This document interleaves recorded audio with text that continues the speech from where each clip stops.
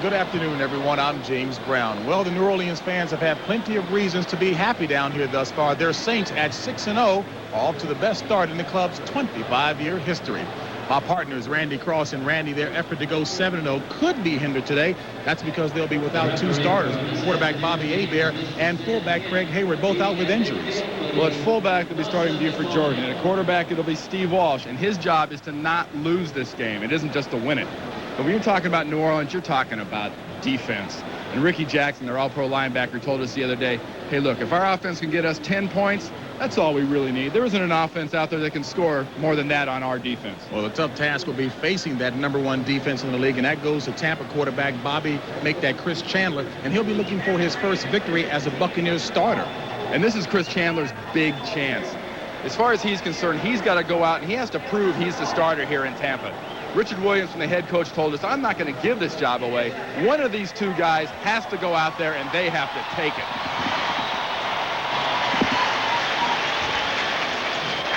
The Saints have won the coin toss and will receive. This is the first time that the Saints have been home in just about a month, and the 69,000 Who Dat fans awfully glad to have him back. Steve Walsh, as Randy mentioned, will get the nod at quarterback for the first time this year for the Saints.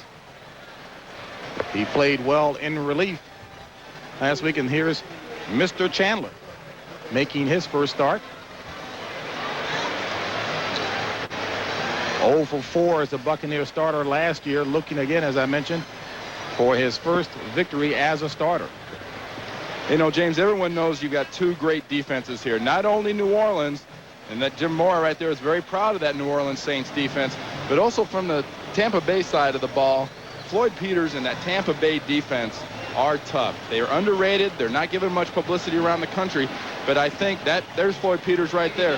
His defense is capable of shutting down this offense. From Tampa's standpoint, I think you got to look at them throwing the ball on first down, trying to get a little that defense off balance, and thinking about running on second down when they're facing nickel. And there's Richard Williamson in his first full season as head coach of the Tampa Bay Buccaneers. Steve Christie, a strong leg indeed, although he's had a little trouble this season trying to find the groove. And back deep, among others, Dean Atkins for the Saints. And we're underway here in the Dome in New Orleans. And Atkins from the 2. And Atkins with a very good return up to about the 27. We'll call it a 22-yard kickoff return. The tackle made by Calvin Tiggle. Steve Walsh, third-year quarterback out of Miami, at the helm for the Saints in place of the injured Bobby Hebert.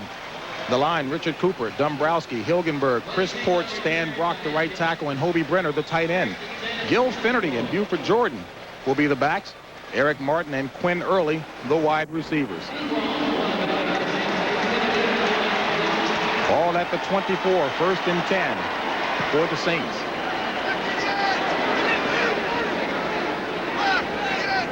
Turner in motion. And Walsh throws it complete to Finnerty. And Finnerty pushed out of bounds right near the first down marker.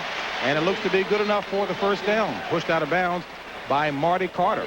And there's Broderick Thomas. You haven't heard much about this guy this year, but he's off to the hottest start of any linebacker in the league. The guys up front, Floyd Peters likes the 4-man line. Keep an eye on McCants, 52. Inside linebackers, best addition to this team this year has been Jesse Solomon, number 55 at middle linebacker.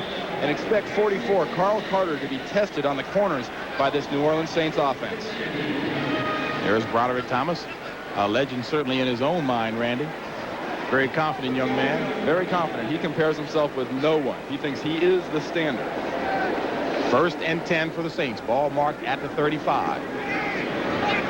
Jordan in motion. This is Finnerty. And Finnerty looking very impressive as he runs ahead to about the 41-yard line. We'll call it a 7-yard pickup. We'll bring up a 2nd and 3. Watch the push by these guys up front, and then watch the stunning and the things that go on with the defensive line. That's what makes it so tough when you're going against this Saints offense. They're so methodical. Gaps open up. Look at the gaps. The pursuit is weak backside, and Finnerty takes advantage of that Tampa Bay Buck defense. There's a lot of concern about the Saints backfield being banged up and maybe not running well, but Finnerty looking good thus far. 3 wide receivers in for the Saints, and Finnerty's one of them on 2nd and 3. Walsh with time. Throws it to Jordan, and Jordan, nice move, and looks to be maybe about 6 inches shy of the yardage needed for the first down. He needed to get to the 45. You won't see too much flash out of this New Orleans Saints offense. They kind of take on the personality of their head coach, Jim Mora. Fairly conservative, very effective, but this offense is about as subtle as a right cross to the nose. They're going to pound the ball at you, and their passing game will be very conservative. Jim Mora in his 6th season as head coach here, and the term that describes him best certainly is very businesslike.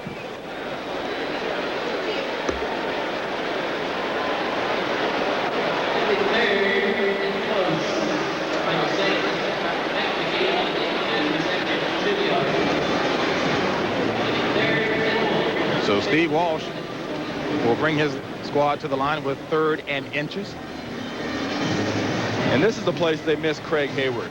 Ironhead would be the guy 99.9% of the time they'd give it to in this situation. With his 265 pounds on his 6-foot frame, he would blast the hole. I mean, look at him. That's a hole maker right there. If there's no blocks there, there is no gap in the line. He can create a gap. He makes a hole just standing still. 2 tight end formation, Hobie Brenner and Frank Wainwright in place of the injured John Tice, who has a bad ankle. Finnerty in motion. On the ground, Jordan, plenty of room to spare for the first down. So Buford Jordan ahead for a couple, giving the Saints a first down as they keep this drive alive. Watch this hole open up on your right side of your screen. Dombrowski and Cooper. Look at that thing. That's short yardage. Remember that, folks. Fine job by the Saints line, just gashing the front of that Tampa Bay defense. Buford Jordan started against the Eagles, had been used mostly as a blocker, but looking effective here. First quarter action, no score.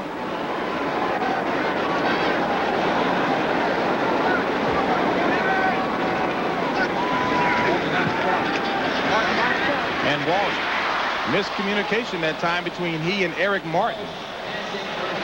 Martin across the middle, Walsh throwing toward the sidelines. And Craig knows, Steve knows he had a play right there. He had a man wide open. He just threw behind him. You look at Eric Martin, not a particularly fast wide receiver, Randy, but everyone says definitely very strong. Oh, he's extremely strong. He's kind of like a Sterling Sharp in Green Bay.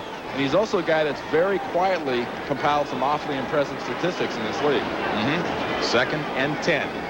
Ball from the 46.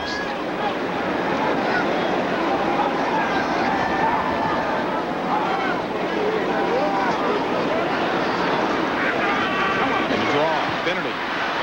And Finnerty across midfield to about the 49. Jesse Solomon on the tackle. 4-yard run by Finnerty, stopped by Jesse Solomon. There's Bobby Hebert, Saints quarterback who was off all of last season. Contract dispute, came back. Players were awfully glad to see him back. And that right shoulder of his was really twinged in practice. You could watch it in warm-ups. 10, 20 yards, no problem. When he tried to stretch that thing out, you could see him wincing visibly. 6 defensive backs in for the Bucs on 3rd and 6 for the Saints. 4 wide receivers set for New Orleans.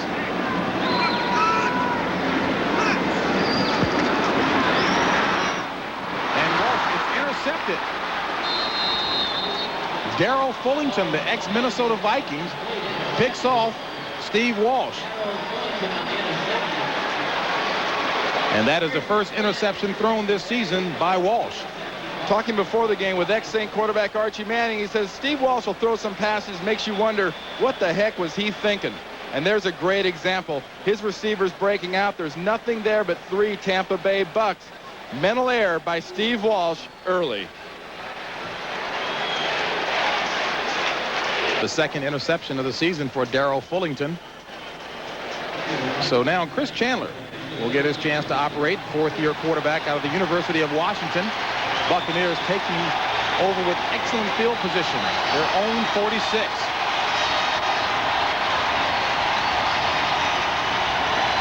Lot of shifting to the I formation. And Chandler. And it's intercepted by New Orleans. Brett Maxey.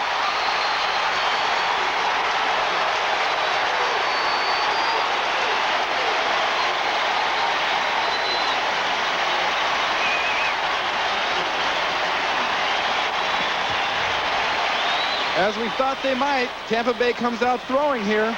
This ball is intended for Anderson. He has had questionable hands in the past, and the ball bounces right off his shoulder pads. And Maxey, the ever-alert veteran back there, the quarterback of that defensive backfield, is there for the pick. Number 13 on the season for the Saints, who last year had only 8 all season long. 1st and 10 for the Saints at their own 43 out of the I formation. And Finnerty gets dropped. A loss on the play of 3. So excellent hustle on the part of that Buck defense. Randy, the Buck defense, well, a 43, but a little variation. That's a good example. They play overs, they play unders. Over, they're shifted strong. Under, they're shifted weak. And it's something Floyd Peters loves to do. There's Floyd there, the defensive coordinator. What it does is it frees his linemen up, lets them stunt, lets the linebackers blitz. And the most important thing is it allows his defense to dictate to the offense what they can do, not vice versa. This will be 2nd and 13 for the Saints. Ball pushed back to their 40. 10:31 left in the first quarter. Played, no score. Walsh with time on the right track with Eric Martin for a first down. And Eric Martin now has caught a pass in 64 consecutive games. And a huge first down for the Saints. We mentioned this as being a pass rushing type defense. Give the credit to the offensive line of the New Orleans Saints for the pass rush, and a fine pass by Steve Walsh. You will not see the corners and the defensive backs of the Tampa Bay Bucks manned up very often, but Covington there was manned up on Eric Martin, and Martin took full advantage of it. Taking advantage of the rookie out of Virginia.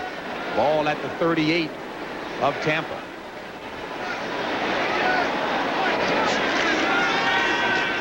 And Walsh going to the air again. Wrong pass. Looking for early. And a flag on a play. So that will be pass interference as Quinn Early was working on Carl Carter.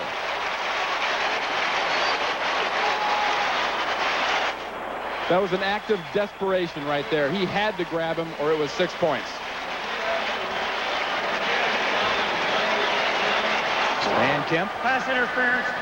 Number 44 on the defense in the end zone. The ball will be placed on the 1-yard line. First down.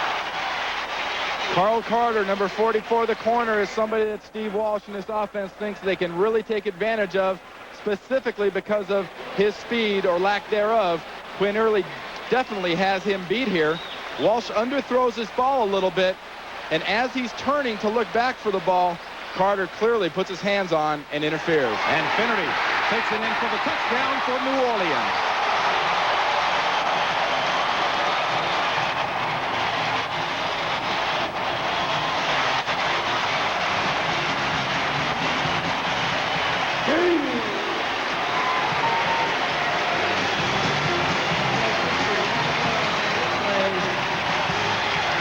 A 37-yard penalty is what it turned out to be that cost the Buccaneers as the ball was placed at the 1-yard line, and Finnerty with an easy jaunt. Take a look at the right side right about now. You won't see any Tampa Bay Bucks. They were completely fooled by that quick slanting kind of counter move by Finnerty, and they all got sucked inside, and Finnerty bounced it for a quick TD. Mr. Consistency himself, Morton Anderson, on for the point after. And the New Orleans Saints move out with 9:46 left in the first by a touchdown. Track runs through this season. Certainly off to a nice start, putting the Saints ahead 7-0, 3 plays, 57 yards, a minute 28 off of the clock, and New Orleans up quickly. And that man right Morton there, Anderson. that man right there, Morton Anderson, has now scored in 117 consecutive games, which is a team record, goes back to game 15 in 1983. Which coincidentally with his record is also the last time the Saints were shut out. Anderson in 32 kickoffs, 19 of them have resulted in touchbacks. Make it 20.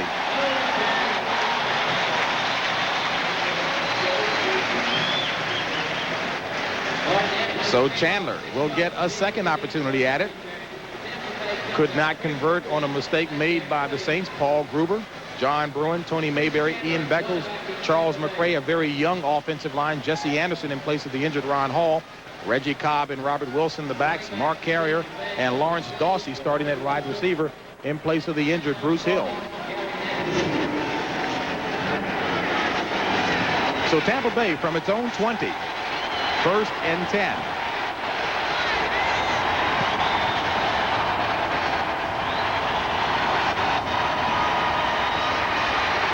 Chandler with time, complete to Dawsey. And Dawsey with the first down. Dawsey, the rookie out of Florida State. And because of the run prowess of a guy like this, Vaughn Johnson, linebacker, you won't see the Tampa Bay Bucks running too much on first down. And when they run, it'll be draws. And the group tested by those draws, this defensive line, which has put great pressure up the middle on quarterbacks.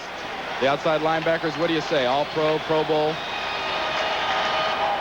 And Vince Buck, the standout there, having a real good year with the Saints.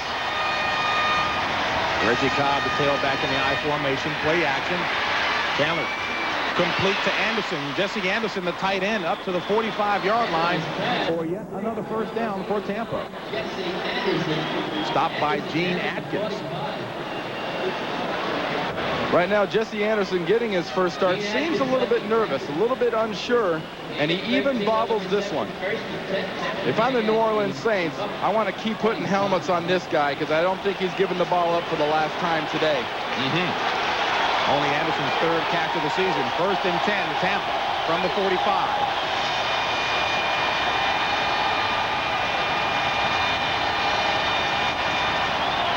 On the draw, Wilson, maybe a yard. That's it. Jim Wilkes, 11th-year veteran out of San Diego State on the stop. And Tampa Bay is caught in a very unenviable position, James. They're in a position where New Orleans knows they don't have much of a running tack specifically against them. And if they do run, it's going to be a draw. So watch for those defensive linemen to be sitting and spying for that draw every nickel situation. And nickel defense for the Saints. Reginald Jones in, the 5th defensive back. 2nd and 9. And Cobb walloped hard. Sam Mills led the way. You know, 3rd and long has been a tough time for the Tampa Bay Bucks so far. Right now it's going to be about 3rd and 6, 3rd and 7. And they've had all sorts of difficulties when it comes to 3rd and long so far in 91.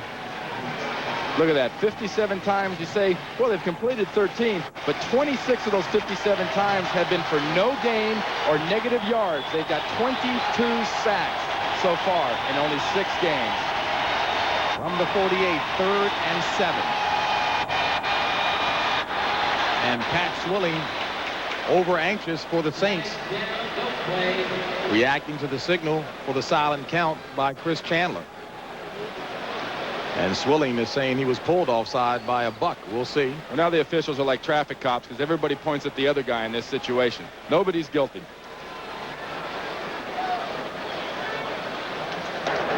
False start. Number 74 on the offense. Prior to the snap, it's still 3rd down. Well, Pat Swilling won his argument. Paul Gruber, the 4th-year player out of Wisconsin. Keep an eye on Gruber right here. Let's look for the flinch. There it is. It wasn't much, but that's all it takes. And this crowd will get louder and louder as the game goes on. And for offensive linemen, they're relegated to watching the ball, not hearing the snap. It's now 3rd and 12.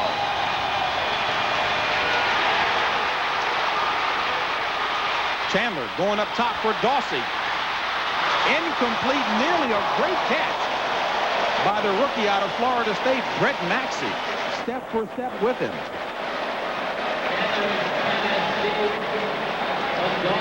And on that last play, Ricky Jackson and Pat Swilling had a little meeting at the quarterback, but Chandler alertly steps up, and this is the thing the Saints are worried about with Chandler. He can scramble and make things happen.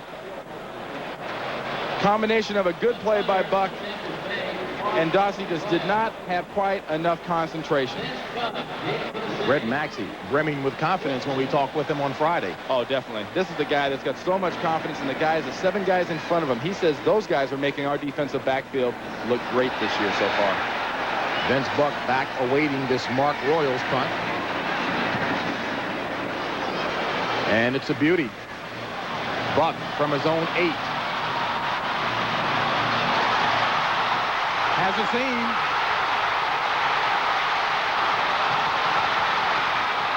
And Buck finally pushed out of bounds at the 45 of Tampa.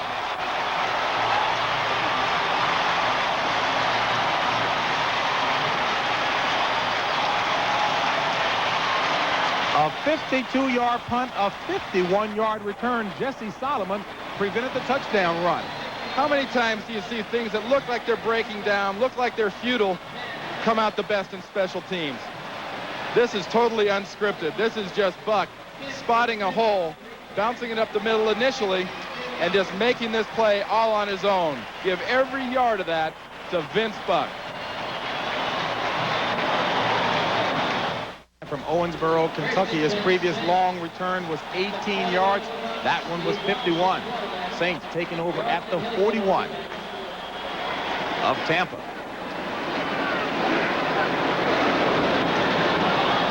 And Hilliard met by a wall that time. And Randy, I think that last return certainly worth another look. Vince Buck really created this. Because watch him, he's going to catch this here. He's going to hit up in there, hit a stone wall, and then he'll bounce it all the way out here, and this is all his idea. This is all improvisation. This was not intended. It was set up as a middle return, and the Tampa guys committed the mortal sin on punt coverage. They all got in a little ball, they jumbled together, and it makes it easy for a guy like that with that kind of speed to avoid you. Kevin Murphy with a nice hit for Tampa, pushing the back by 1 at 2nd and 11.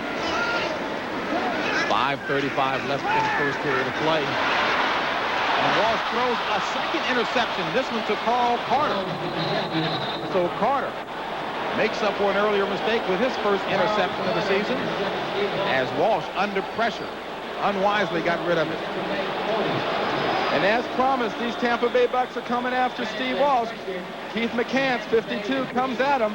He's obviously anticipating an out route from his receiver and just lays that one up as an easy one for Carl Carter.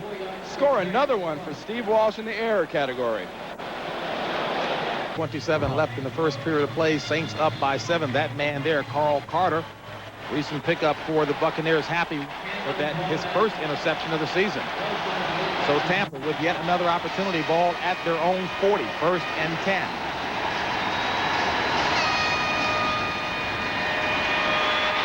Chandler can run. Didn't get very far that time. Excellent pursuit by Vaughn Johnson of the Saints. 5 pickup on a play.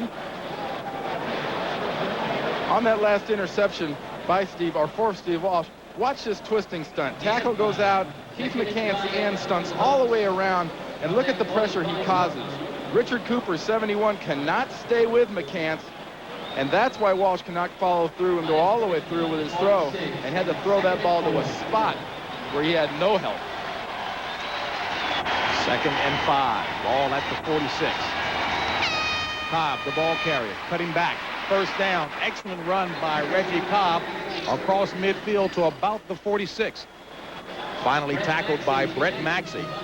Well, it's a packed house here at the Dome. 69,000 plus Houdat fans on hand to see their 6-0 New Orleans Saints try to go for 7-0. They lead it 7-0, 4:22 remaining in the first quarter of play. James Brown along with Randy Cross. And Randy, that last defensive play you showed, the general category is stunts. In players' nomenclature is called what? It's called a TX, James. And so far we've seen Tampa Bay and New Orleans defensively use a lot of those. It's been a defensive game. Both sides of the ball on offense have been very average so far. Play action. Chandler throwing complete, incomplete to Jesse Anderson. And Randy, I think you made a good point. Anderson had a case of alligator arms that time. He was open. They really miss Ron Hall. Ron Hall is a regular starting tight end. Probably when you look at a guy that can block, a guy that catch, a guy that can get downfield, you can't talk about a guy that's better than that. Ron Hall, they really miss him because he knows where to get in the zone. There was a hole in that zone. Jesse Anderson just could not find it because it was a little bit over to his left. Well, Richard Williamson in his first year, and we'll get back to that in a minute, but he had the name head coach on his headset to identify if the players don't know. 2nd and 10. In the draw, Cobb runs right into Ricky Jackson. Only 2 yards picked up on the play. And Ricky Jackson in his 11th year out of Pittsburgh. And the coaching staff really impressed with his play. He just seems to get better with age. He basically has become the leader. He's the ideal. He's almost the coach on the field here for the New Orleans Saints. He's a guy that even the Slowings and the Mills and the Von Johnsons, they look to this guy right here as the guy. They know it. He's been in the Pro Bowl. He's been All-Pro. And he's definitely, I think, the most all-around linebacker right now against the run, the pass, the total package. I think it's Ricky Jackson. Another 3rd and long.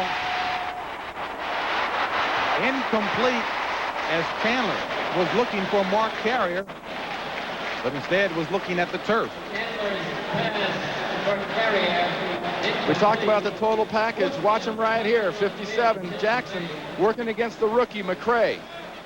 Good education for the young man from University of Tennessee. And Chandler had to get rid of that ball a little early. He had the receiver clearly wide open. He was beaten deep, but he had to get rid of it too soon. And Mark Royals on for his 2nd punt of the afternoon. Saints again keeping the opposition away from their own territory, the red zone.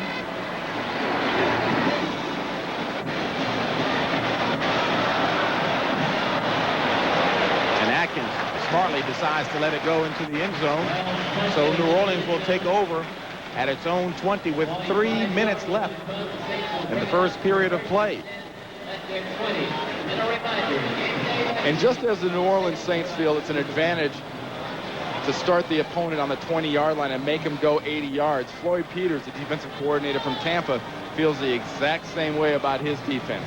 He says, I can give up a few yards, but if I can attack them and I can slash at them, if I make them go 80 yards, I don't think my defense can give up that many points. Floyd Peters, been around the game a long time, calls the game chess on grass. 1st and 10 from the 20 for the Saints. Renner in motion. This is Finnerty. And Finnerty up across the 25. We'll call it a 6-yard run, finally tackled by Jesse Solomon. That's another example, working that left side behind Cooper and Dombrowski. And they're going after, it would seem, McCants, a converted linebacker, now defensive end. They're going right over that side, and so far they've got 3 or 4 runs in this game with Finnerty and Buford Jordan, where they've just created huge holes over that side. Solomon coming into today's contest, 40 tackles in 3 games. He's made an immediate impact. 2nd and 4. 3 wideouts for the Saints.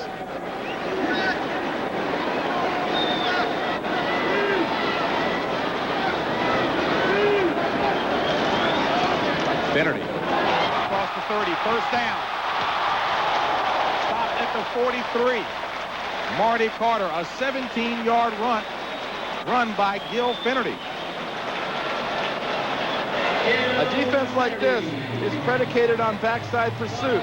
He's got to fill here. He's got to fill here. You got to need the guy to fold down. Watch the pursuit. That isn't there.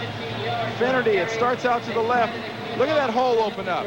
There is no linebacker, no up-close safety, nobody even near the line of scrimmage for the Tampa Bay Bucks to even get in Finnerty's way.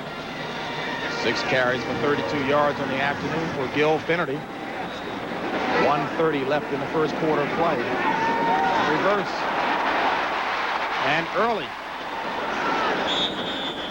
Stopped at about the 48. A 6-yard run by Quinn Early, finally tackled by Ricky Reynolds. Actually, James, Marty Carter made a great play from his safety position there. Everybody else had bitten over.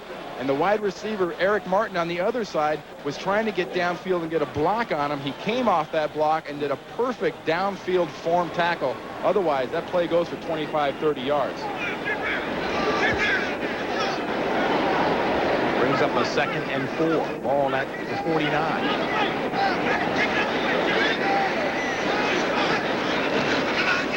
Finnerty. And Finnerty tripped up that time. Excellent play by Ray Seals. A gain of only 1. The coaching staff of the Bucs awfully effusive in their praise for this young man, Ray Seals, who did not go to college and is finally graduating to the NFL level of play. Well, as it was referred to years ago with Otis Sistrunk, he attended Noney University, N-O-N-E, and he's done a great job for this Tampa Bay defense in that they got Dexter Manley a few weeks ago, and people expect Dexter will be in here and start. And he got the Tampa, he said, Ray who? He's found out about Ray Seals, a guy that has the innate ability to rush the passer and has now learned to stuff the run. And that will be the end of the first quarter with the score, the Saints 7, Bucs nothing. We'll return to the Dome, inside the Dome here in New Orleans, Louisiana. And this is the start of doubleheader Sunday here on CBS. Coming next, most of you will see Detroit at San Francisco, Atlanta, or Phoenix, LA Rams, and LA Raiders. And you look at that Detroit-San Francisco, that's a huge game for San Francisco. If they don't win that game, you can stick a fork in them. They are done. Ball at midfield for the Saints. 3rd and 3. Ball's going up top for Martin. And is it complete? It is. First down. At the 21 of Tampa. Stopped by Ricky Reynolds. A 30-yard pass play from Walsh to Martin. This is not a high percentage pass by Steve Walsh, but it is a perfect pass nonetheless. Watch the way this thing comes right in on a rope, and a concentration by Eric Martin. The defender's right there. The ball is laid perfectly over the shoulder with no room for error. You see, Eric Martin, you don't hear much about this wide receiver. Running game is the thing here in New Orleans. And Jordan, ball carrier here inside the 20.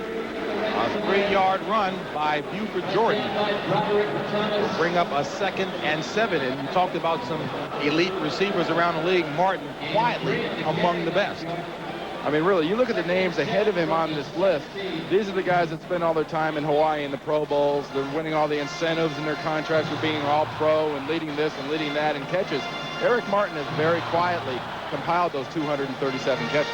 And again, those numbers over the past 3 years. Timmy Newton out, Gerald Nichols in. At nose tackle for the Bucs. 2nd and 7. Ball at the 17. Finnerty. Cut back. And Finnerty gets down to about the 11-yard line. 6 yards picked up on a play. William Frizzell on the tackle. And Gil Finnerty, who set nearly every rushing record at Holy Cross, a 3-year average of about 118 yards per game in college. He's got 8 carries for 39 today. And right now, he and the offensive line up front for the Saints are taking full advantage of the stunning and the moving around that Tampa Bay is doing. So far, Tampa's getting into some bad positions, and when they are fooled, they aren't coming back effectively. They're trying to arm tackle, and you cannot arm tackle a guy like Finnerty, especially when you've got a 2 to 3 yard hole sitting inside you. He's got too much room to use. 3rd and 1. Ball at the 11. Jordan in motion. The pitch to Finnerty. Looking for a hole, doesn't get one that time. And tripped up, and it looked to be about a loss of 4. That was a nice play by Murphy on the outside. Or Tiggle, I'm sorry, 58. Tiggle, a special team specialist for the Bucs, who Floyd Peters likes to use in those short situations. And watch the penetration that Tiggle gets well into the backfield. Coming from over the tight end, fights through 3 blockers. Look at that, talk about a shoelace tackle. He got him by the little nubs on the bottom of the AstroTurf shoe. Tiggle from Fort Washington, Maryland. So that brings on Morton Anderson to attempt a 32-yard field goal. It's up and it's good. 13 out of 14 field goals this season from Morton Anderson, the legend, in his own time. This game summary is sponsored by Bud Light. Back here in New Orleans, where the Saints lead it by 10. Gil Finnerty doing the job on the ground. 9 rushes for 35 yards. 2 turnovers by New Orleans. that the Bucs were not able to capitalize on, but the running back situation for New Orleans. There's happiness in that big backfield. Well, last year there were too many running backs here. They had Reuben Mays, they had Finnerty, they had Dalton Hilliard, they had Craig Hayward. Now Mays is retired. Hayward is clearly just the fullback. They're in a two-back backfield full-time, or at least most of the time when they're running the ball. And Finnerty says, I'm clearly number 2. I've told Dalton he's the starter. When he's healthy, he's in there. And it's 2 running backs.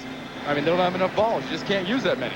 Sounds like good psychology as well. And Anderson. Well, this will be the 21st touchback of the season for Morton Anderson, who's been around for quite some time, specifically 10 years. And Randy, he is not getting worse. He's getting better. He's got an unusual way of practicing. We go to the Saints facility. He's got goalposts that are about like this. They're about 9 feet wide. They're half the normal width. He says by the time I get done with a week of practice on our place, kicking through 9-foot wide goalposts instead of the 18-6 regular, he says, it's a piece of cake. It's no problem. He goes, I stare at him. He goes, those goalposts, those uprights, they're my friends. He goes, they're my buddies. I mean, they're the people. That's the reason I make the money I do. He truly has a love affair with the goalposts. Matter of fact, has one in front of his sports club here in town. 1st and 10 for the Bucs. Chandler complete to Wilson. And Wilson pushed out of bounds at about 2 yards shy of the first down marker at about the 28. An 8-yard scamper by Robert Wilson, Gene Atkins, and Vaughn Johnson on the pursuit. Chris Chandler told us yesterday, in order for us to have a chance to stay in this game and have a chance to win it, we have to play a perfect game, and New Orleans has to have an off day and make mistakes. Well, so far, New Orleans has made some mistakes, but Tampa's been far from perfect. To stay in this game, to get a chance to go up on this game, Chris Chandler and the offense have to learn to use the pass as the run. 2nd and 2 on the ground. Cobb. And Cobb runs into a man by the name of Vaughn Johnson, and a man indeed he is. Vaughn Johnson on the tackle. Maybe a yard gained on a play. And there's Very one delightful fellow that we talked with, Vaughn Johnson. That's one of the main reasons. These guys have got to use the pass as the run. Because you can't try to jackhammer this defense. You're going right into their strength. And their strength is these guys like Vaughn Johnson, Sam Mills, Ricky Jackson, Pat Swilling. Their pursuit is so good, they can stuff any running attack. Use your tight end. Swing your running back out. But get it out there where you can advance the ball with the pass. 3rd and inches.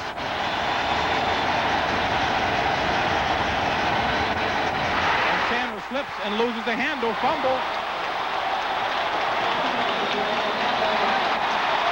We'll await the official signal. And it looks like the Saints have it.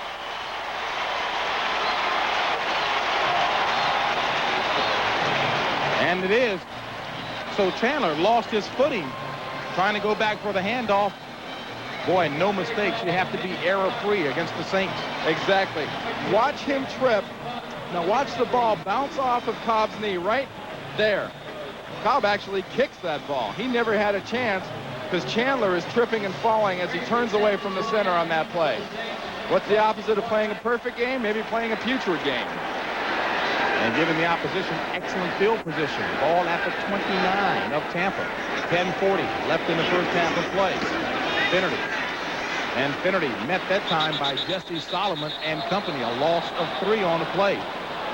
Jesse Solomon, in talking with us, Randy, many people were wondering, why in the world would you want to go to Tampa? He was actually excited about coming to this organization. Well, people forget, he played his college football in Florida, played at FSU, and he was excited to get down there for one reason and one reason alone. I think it was to get reunited with Floyd Peters in this style of defense. He's now a middle linebacker where he was an outside backer with the Minnesota Vikings, but this style of defense, it's got the swagger and it's got the attack and it's got the attitude that's perfect for Jesse Solomon. Solomon, of course, unhappy with the Cowboys, traded to New England 2 days later to the Bucs.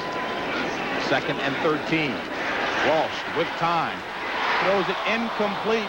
Ball jarred loose. Quinn Early had it for a second, but only a second.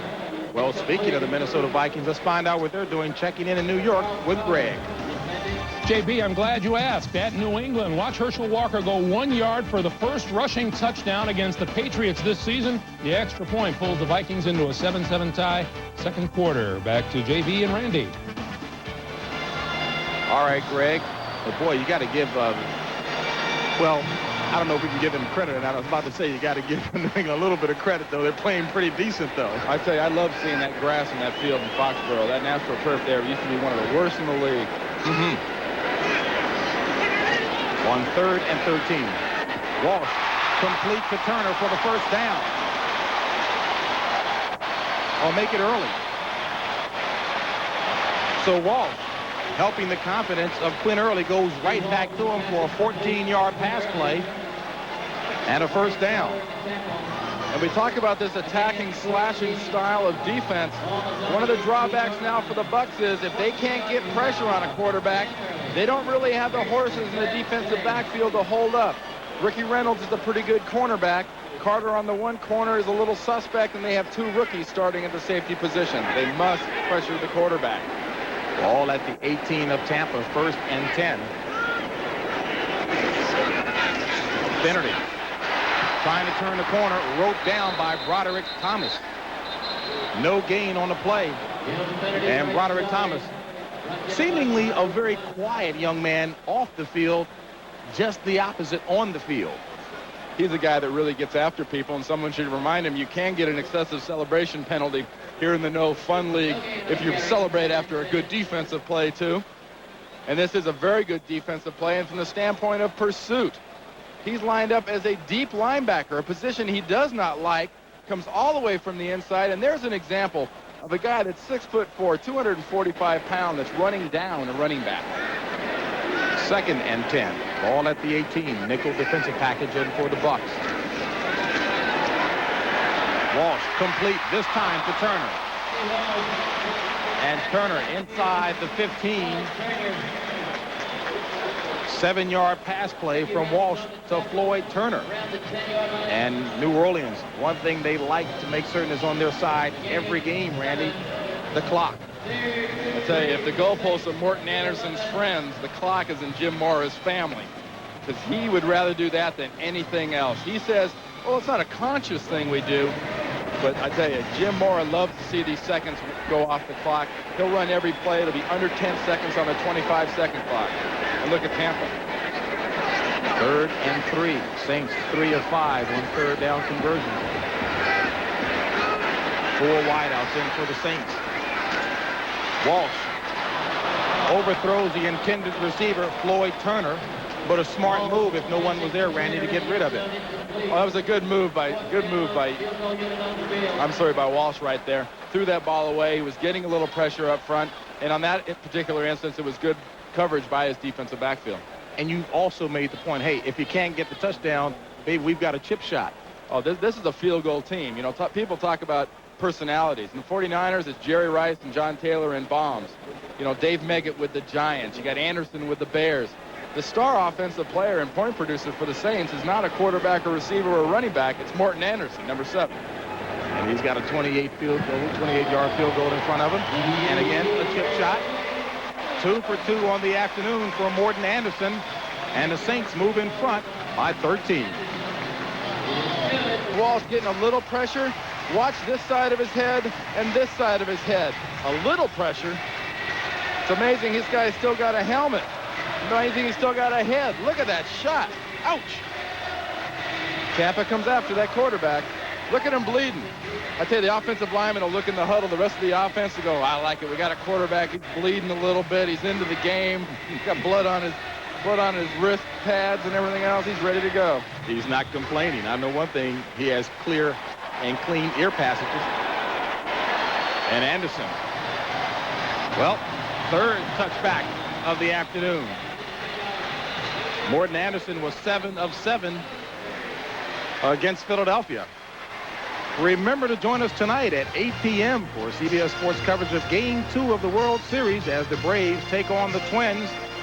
And, of course, the Twins ahead by 1 game, and it was because of Greg Gagne striking the big blow in the 4th inning last night.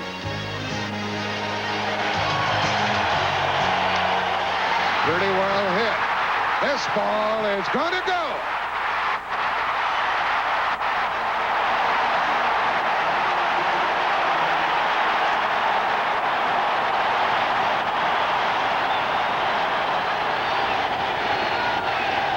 Twins up 5-2, game 2 tonight. Chandler back in the dome. Sack. Swilling, Warren, and company. 6.5 sacks on the season for Pat Swilling. And as this thing get loud, watch the pressure from these guys in the middle, moving the line of scrimmage this way, then the pressure from the corners. Chandler has nowhere to go. The perfect situation by a defensive line. He thinks he's got somewhere to go, but that hole is quickly closed up by Frank Warren, number 73. Pat Swilling in competition with his teammate Ricky Jackson, who has 7.5 sacks on the season. On second down, Chandler throws it to Cobb. And Cobb hit hard at about the 24-yard line. Picks up 11 on the play. That will bring up a 3rd and 5 situation for Tampa with 6:24 left in the first half of play. That was an impressive job right there by Wayne Martin, James. Rushing the passer on a screen from the far side, defensive left, comes all the way downfield, 20 yards, down to about the 25-yard line to get in on that tackle. Knocked the hair off of Cobb. This is a guy that came into the league, was a little light in the rear end, didn't have quite enough size. They added about 20 pounds to him. Now he holds up to the run, and as he showed there, he can get downfield.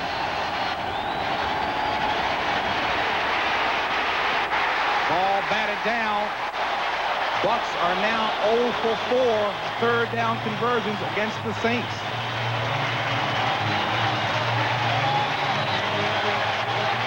And there's nothing this crowd in New Orleans enjoys more than watching their guys rush the passer and get after a quarterback. And Richard Williamson's not real happy. He's got to have a little meeting not only with his quarterback, but watch Ricky Jackson, number 57 here. Here he comes on the corner, working on McCray. Just power shoving him and moving him, and gets all over the arm of Chandler there. Almost was a fumble because that arm was barely moving forward. So Mark Royals comes on for his 3rd punt of the afternoon. And Vince Buck pushed back to his own 24. And Buck run out of bounds at the 30. There is a flag over near that far sideline, a 50-yard punt, a 5-yard return, 4.5 on the hang time. That was an excellent job by Royals. That one was an easy call for the official. Just a dumb play by New Orleans there. Clearly a push in the back. Right at the very end of the run, you could see Buck was stretching it, and somebody pushed right in the back of a guy covering. Might have been Jordan. Illegal block. Number 23 on the return team. 10 yards. First down. And it was Buford Jordan as Jim Moore takes a look on. Now watch Buford right here. You'll see Buck stretch it this way. He's trying to sneak up. Literally, he is trying to sneak up right here. And he just bumps him right on the back of the back. That's an easy one for the official to call. Bad play. This ball is going to go. The Braves try to even it up in Game 2 tonight after 60 minutes. Bobby Hebert, it hurts him not to play in more ways than one. Well, he doesn't have that hat on for decoration. Those helmets aren't that comfortable. He's got that thing on because he thinks there's a chance he might get to go back in. 1st and 10 from the 14. Complete to Turner for the first down. And Turner across the 35 to about the 36-yard line. 5:23 left in the first half of play. A 22-yard pass play. And you would have to think New Orleans has got a little concern about maybe a concussion on the part of Steve Walsh off that big hit where he was bleeding there from the mouth. But a few of these throws like this by Steve Walsh, and we'll see Bobby Hebert with a baseball cap on the sideline and not a helmet getting ready to go in. It was a fine job by Steve Walsh. And Walsh, true to his word, Randy, continuing to try to work on Carl Carter. 1st and 10 from the 36. Early in motion. Play action. And it's complete to Wainwright. And Wainwright, a 2-yard, make it a 3-yard pass play. We'll bring up a 2nd and 7. Jesse Solomon on the stop. Wainwright, a rookie out of Northern Colorado. So far in this game, James, it's kind of like the Tampa Bay Bucks are a guy caught behind a pickup truck. Somebody lets the emergency brake off. You're just strong enough to hold it, but the thing starts rolling on you and your feet start skidding. You get the feeling that this truck's about to roll over the Tampa Bay Bucks. 2nd and 7. Finnerty. And Finnerty grabbed in the backfield by Gerald Nichols, the fifth-year player out of Florida State. And Randy, the defense of Tampa continuing to show how it's made strides indeed, ranked 9th in the NFL. Now, I talked about the over and under. Now, here's the tight end. You find him. That determines the over and under, so it's shifted strong. You got a defensive lineman here, one here, and a linebacker here. That is over. If they shift the other way, away from the tight end, away from the strength, that is an under. And there's Floyd. It's his defense. And Nichols caught the back in the backfield. It's now 3rd and 10. A loss of 3 on the play. 4 wideouts in for the Saints. And Ross under pressure. Gets rid of it to Hilliard. And Hilliard stopped by Darrell Fullington, and he's going to be well shy of what's needed for the first down, at least 5 yards. About 7 regained on the play. That was a good job there by Jesse Solomon, pursuing from his inside linebacker position. And it's something we talked about, Broderick Thomas being off the line. Broderick Thomas wants to be on the line rushing the passer. And the main reason now Floyd Peters can afford to put Broderick Thomas on the line and rush the passer with him is Jesse Solomon is so good in coverage. First punt of the afternoon for Tommy Barnhart. And Willie Drury back deep to receive for the Buccaneers. And Barnhart with the good one. Drury from his own 9. Gets it up to about the 24. A 48-yard punt, 16-yard return stopped by Reginald Jones. Half a play, Saints on top 13-0. Both teams full complements of timeouts remaining. And Sam Mills, you see, 51 inside linebacker. He never comes out of the game when he's healthy. And obviously the Saints think he's healthy enough right now because this is their nickel defense. We'll see Swilling and Jackson from the outside, Wilkes and Warren rushing inside, and their goal is to get all over the face of Chris Chandler and prevent any kind of drive by the Bucs right here. Almost 2.5 minutes to go. Both teams have 3 timeouts. Mills playing with a slightly hyperextended right knee. Chandler to pass on first down. No, he won't. Sack. Frank Warren. 3.5 sacks on the season for Frank Warren.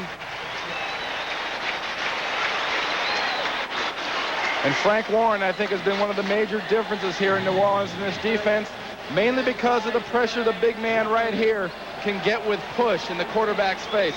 Look at him walking Ian Beckles back to Chandler. Beckles never slowed him down. He didn't beat him clean, but he pushed him all the way back into the quarterback. 2nd and 17. Sack again. Guess who? Frank Warren.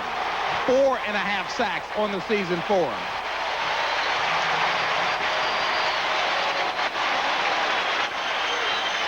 One of the dangers of playing against a big, powerful man like Warren, watch this move here Warren makes on Beckles.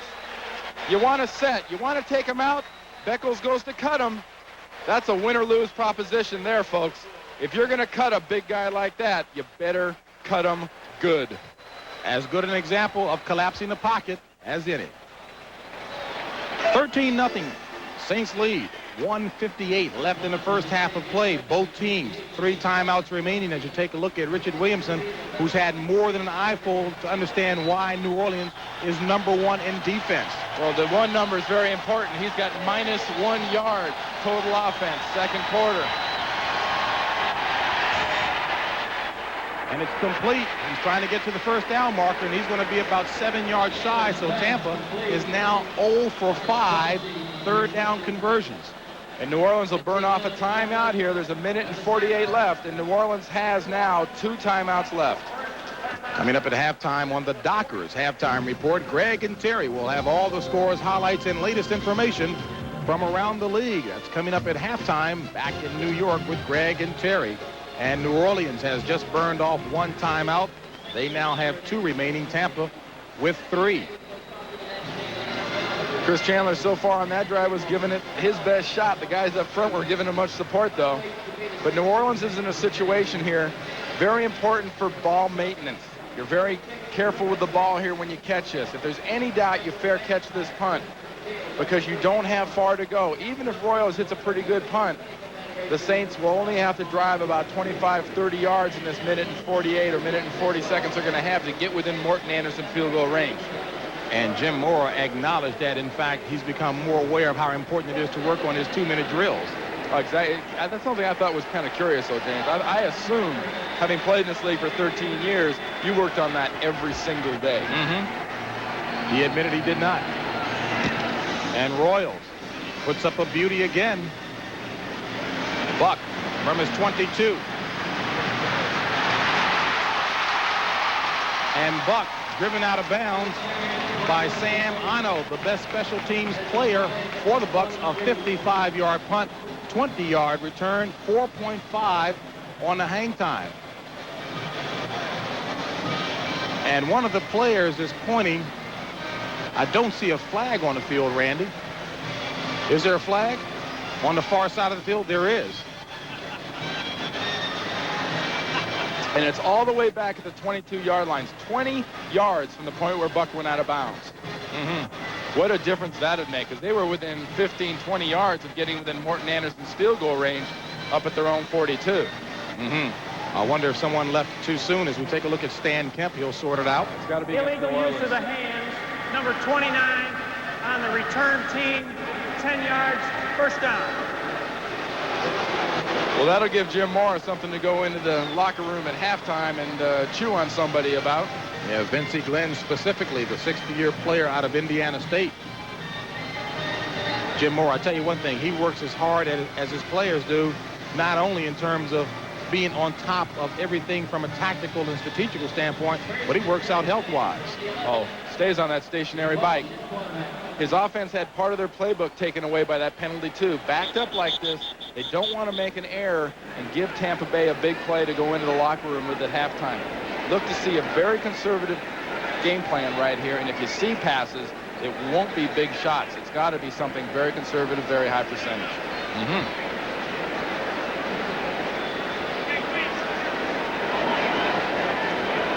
Everything is now set on the field of play. 1:36 remaining in the first half of play. Richard Williamson's squad trailing by 13 to the Saints.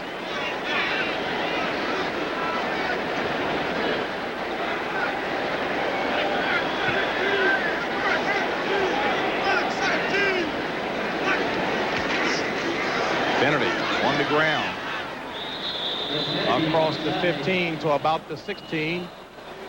We'll call it a 4-yard run. And now with the ball backed up like this, Tampa Bay is in the position of burning out a timeout or two to get in position to them get the ball back. And Tampa Bay burns off one of its 3. They've got 2 remaining. There's Floyd Peters talking to Broderick Thomas, and everywhere that Floyd Peters has gone, he's made a difference. And it's not just, well, maybe eventually. He makes a difference immediately. These may not seem impressive numbers to you folks, but this is a big difference to make in this short a period of time.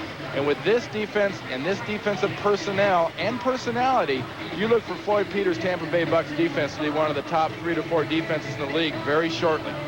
When Floyd Peters came to this squad, Broderick Thomas said, hey, that was the happiest day of my football life as a professional. And that was a pretty interesting comment. Because he said he cried, actually, when he was drafted by Tampa. Well, at the time, I really wouldn't have blamed him. I think all his other friends were going to places like Kansas City and Atlanta where things were on the upswing and things were looking good. He was less than excited, actually. He was very blunt about going to work for Ray Perkins. 2nd and 6. Ball at the 17. 1:29 left to play in the first half. Finnerty. And Finnerty running hard again as usual, as he's done all first half. 6 yards picked up on a play, it looks like.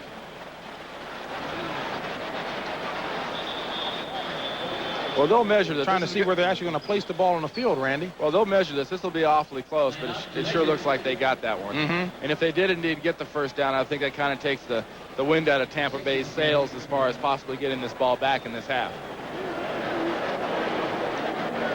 Kenwood Springwater, proud to be a major sponsor of the New Orleans Saints to be today's game sponsor. And Finnerty does run for the first down. So the Saints with the ball marked at their own 23, 1:14 left. Have a first down as you take a look at Carl Smith, the offensive coordinator, next to Jim Mora. And don't forget, coming up, the Dockers halftime report. Greg and Terry will bring you up to date on what's taking place around the league with highlights and the rest.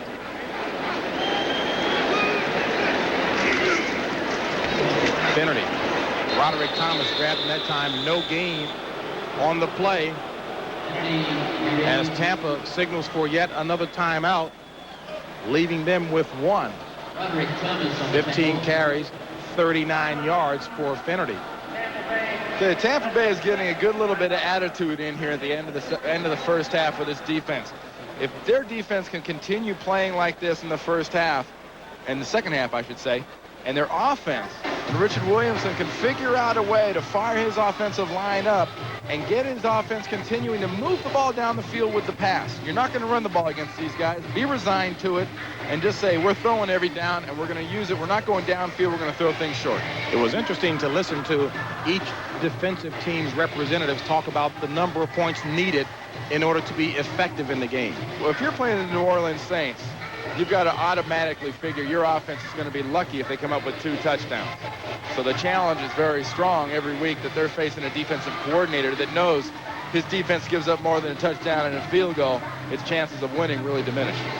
And on the Tampa side of the ball, Jesse Solomon said, I think we need at least 17 points from the offense in order to be effective. 2nd and 10.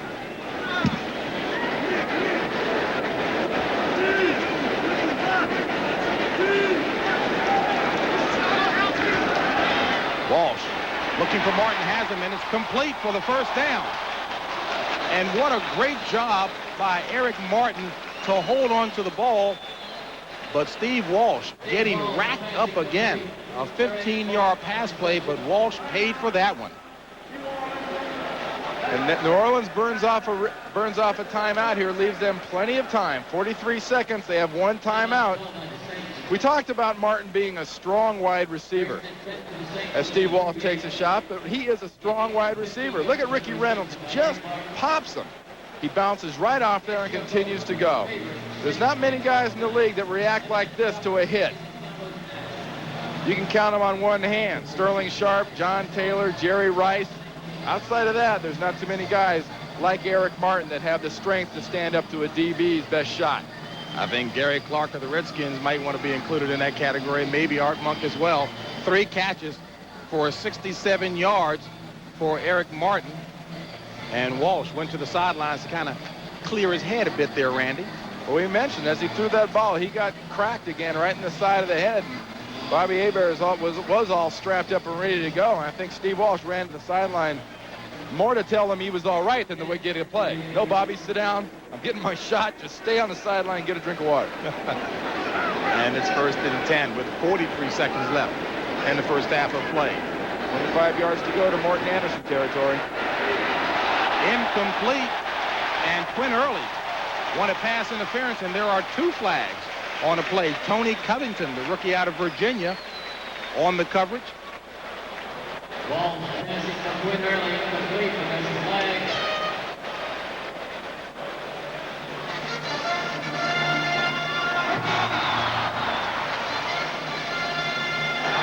Pass interference, number 23 on the defense, automatic first down.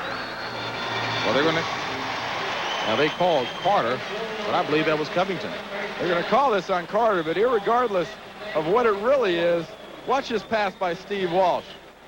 The way this thing comes in here, it's a little underthrown. That contact by Covington was not necessary. That was never even close to being a catchable ball. And that was on Covington. Complete to Hilliard. And Hilliard up to the 40. 4 yards picked up on the play. 32 seconds left Jesse Solomon on the tackle, and New Orleans calls its last timeout of the first half. And right here, Morton Anderson's range is about 52, 54 effectively. If they were to kick it from here right now, you're looking at a 58-yarder by Morton Anderson. He made a comment to us, though, yesterday. James said, okay, now, best case scenario, Morton, how far can you kick a field goal if you had kind of a free kick, which does still exist in the league? If you had a free kick, how far could you kick? He looks at us and goes, 72, 74 yards. Without blinking an eye. I mean, he says, you don't rush me, I can get it through from there. It's at the outside of his range, but I think right now Morton Anderson could put one through from here. His career best is a 55-yarder. That came in '85 against Denver. And he has, in fact, kicked a 63-yarder, that being in college as a senior. I'll tell you one thing that's deceptive about Morton Anderson, James. People don't understand. Morton Anderson is 6'2" and about 2 1/4. He's Big not man. your basic little kicker whippet. 2nd and 6. 32 seconds left. Walsh with time, and it's complete to Wesley Carroll for the first down. And more importantly, near the 30.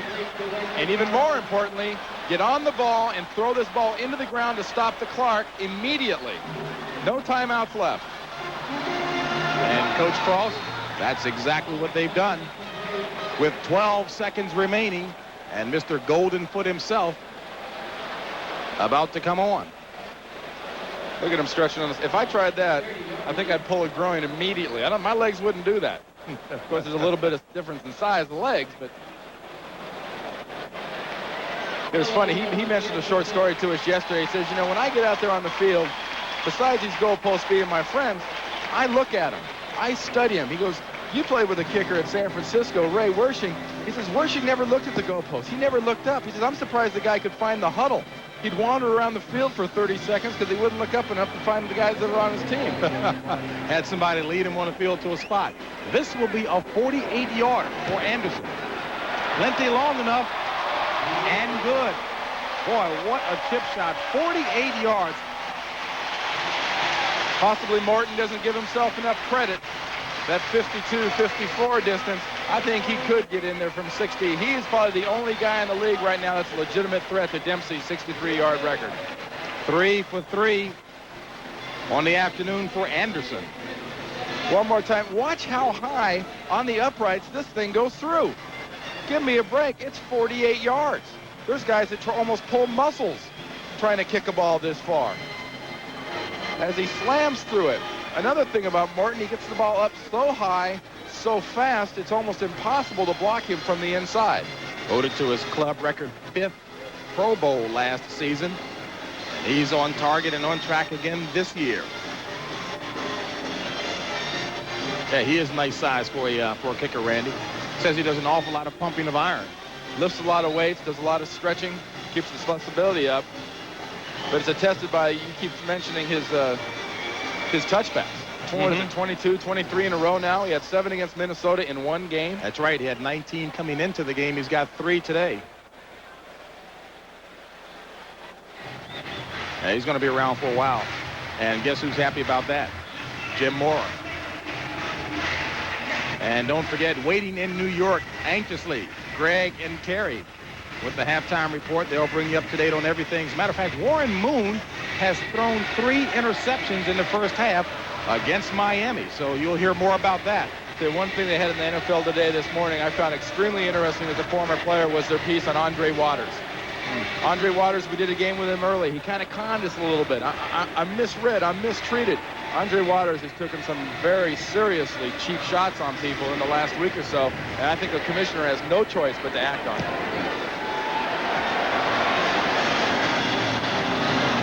Well, he's going to bring this one out, Gary Anderson. And Anderson gets up near the 21-yard line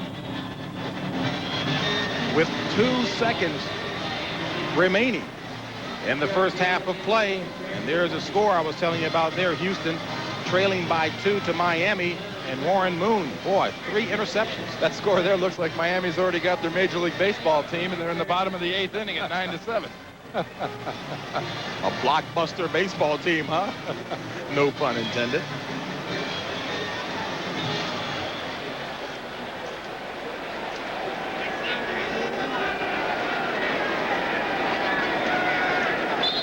do it for the first half of them as well. Saints on top 16-0. Steve Walsh 12 of 18 for 146 yards, 2 interceptions. Chandler 5 of 10 for 62 yards, 1 interception, but a big stat there, Randy. Time of possession. The clock to a team is oxygen. It's the way you breathe. It's holding on to the clock. And New Orleans manages by design and by their defense to strangle another team. The other team cannot breathe. It won't give them time. It won't give them oxygen. And believe me, 195-59 sounds like a lot. So far, it hasn't been that close. New Orleans has shut them down except for a couple of big plays. Bobby Hebert has seen Steve Walsh do a very nice job indeed. Gary Anderson back to receive his Morton Anderson kickoff. Guess what? Touchback number 4 in the afternoon for Morton Anderson, 4 out of 5. So Tampa Bay will start from its own 20 as Chris Chandler. Talk about being under pressure. Randy Cross just got finished showing you how much pressure in the first half. And the gentleman that caught that last kickoff, Gary Anderson, a very integral part of the offense last year in Tampa. We have not seen him at all in this game. Here's a guy, if you get him the ball, you flip it to Gary Anderson, he can be a factor. I've got to really question why he is not being used in this offense to, as I keep saying, use the pass as the run. And he had an awfully impressive season last year. Nowhere near it this year. 1st and 10 for Tampa out of the I formation. Audubon as Robert Wilson turns around. Talk to the tailback. Tailback Cobb. Cobb ahead for 4. And Randy, we were talking about Gary Anderson and the change from last year to this year. And Reggie Cobb is a natural halfback. He is the guy taking the time away. But look at the diminishing role here of Anderson. He has scored absolutely nothing. And look at those yards. I mean, that is really weak. That's ignoring a very vital weapon that is not only very highly paid, came at a pretty high price, too, to get him here into Tampa Bay. I think it's a weapon they have got to find a way to use. The weapon right now is Cobb in the backfield. They say he's a better inside runner. He's a tailback, 2nd and 6. And this is Cobb, and Cobb goes nowhere. Boy, I tell you, Frank Warren playing some inspired football today.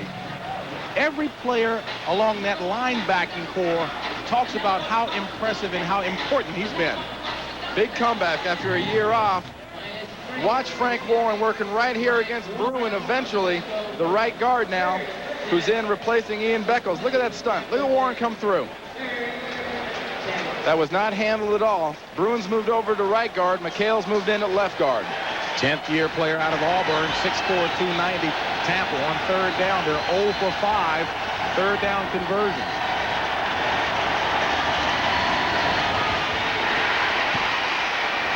And complete for the 1st down to Willie Drury. And that is the first down conversion for the Bucs. A 12-yard pass play. So the Bucs finally convert on 3rd down. A lot is made of momentum in the game of football. Momentum is not only something that a crowd gives you, it's something that an offense, I think, can create. And Tampa Bay and Chandler need to create a little momentum of their own. String together at least some 1st downs here and prove to the New Orleans defense that they're a factor to be worried about. Bucs with the ball at their own 32. 1st and 10. Formation shift back to the I. And Cobb. Not for much. Maybe 1. Pat Swilling and Robert Goff in as you take a look at Jim Wilkes getting a new tape job. Well, these defensive linemen for the Saints are interchangeable.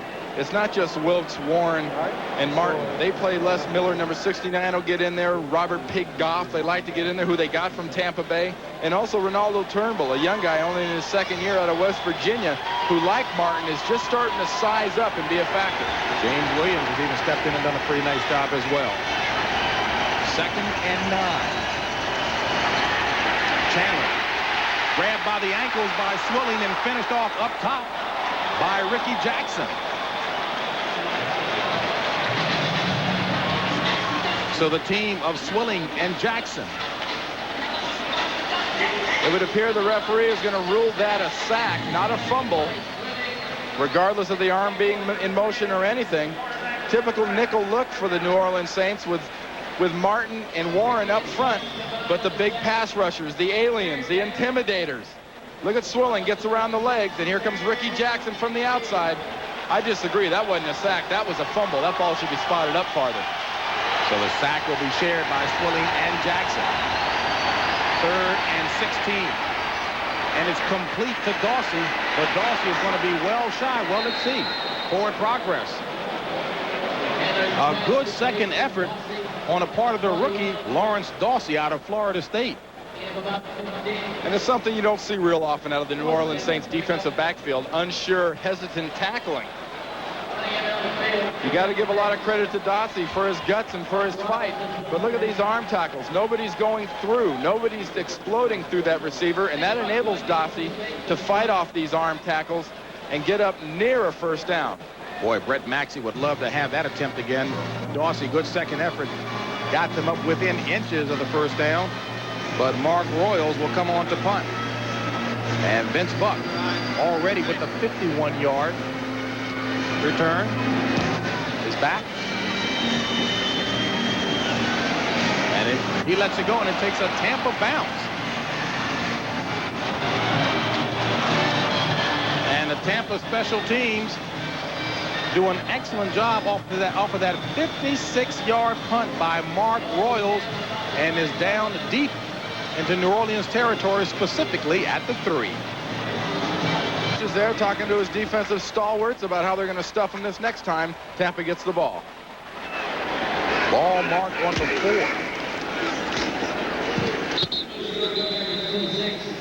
And the Saints keeping it on the ground. And Randy, I know, again, have you gotten over the disappointment of the Dodgers not being in the World Series? Yeah, I guess so. You take a look here at the schedules coming up for the World Series, and you cannot minimize the importance of tonight's game, the Atlanta Braves. The Atlanta Braves, I think, are got to win this game tonight against Minnesota. Minnesota proved when they won the championship in 1987. They're really a team of momentum. They're a team of emotion. You let them go into Atlanta 2-0, chop shop or not, you are looking at a serious hole to come out of. Playing in the Homer Dome. 2nd and 8. On the ground again. Finnerty carries ahead for 3 to the 9. It will bring up a 3rd and 5 for the Saints. Well, I tell you, coming into the game, we talked about how banged up that backfield of the Saints was, and certainly they don't seem to have been affected at all. I mean, granted, Hayward would have given them a lot more, but they're playing against a very tough defense. And it's a luxury the Saints have. As you see Finnerty come off the field, Dalton Hilliard comes in. When the starter's in the game for New Orleans, it's more than likely a run. When the backup halfback for that day comes in this case Hilliard, you're looking at a passing situation. And Hilliard's in now on 3rd and 5 from the 9. And a true pass. Walsh having to run it. And Walsh only up till about the 12. 3 yards picked up on the play, so he'll be 2 yards shy of the first down. Broderick Thomas and Jesse Solomon on the tackle. So Tommy Barnhart will come on to punt. What Steve wouldn't give for a little lighter feet, maybe a little more speed, because that defensive backfield had stretched all the way out in coverage. Excellent coverage, but everything had opened up underneath, and Walsh had about 20 yards before he was going to get to another defender. Barnhart on for his 2nd punt of the afternoon, and back awaiting Willie Drury.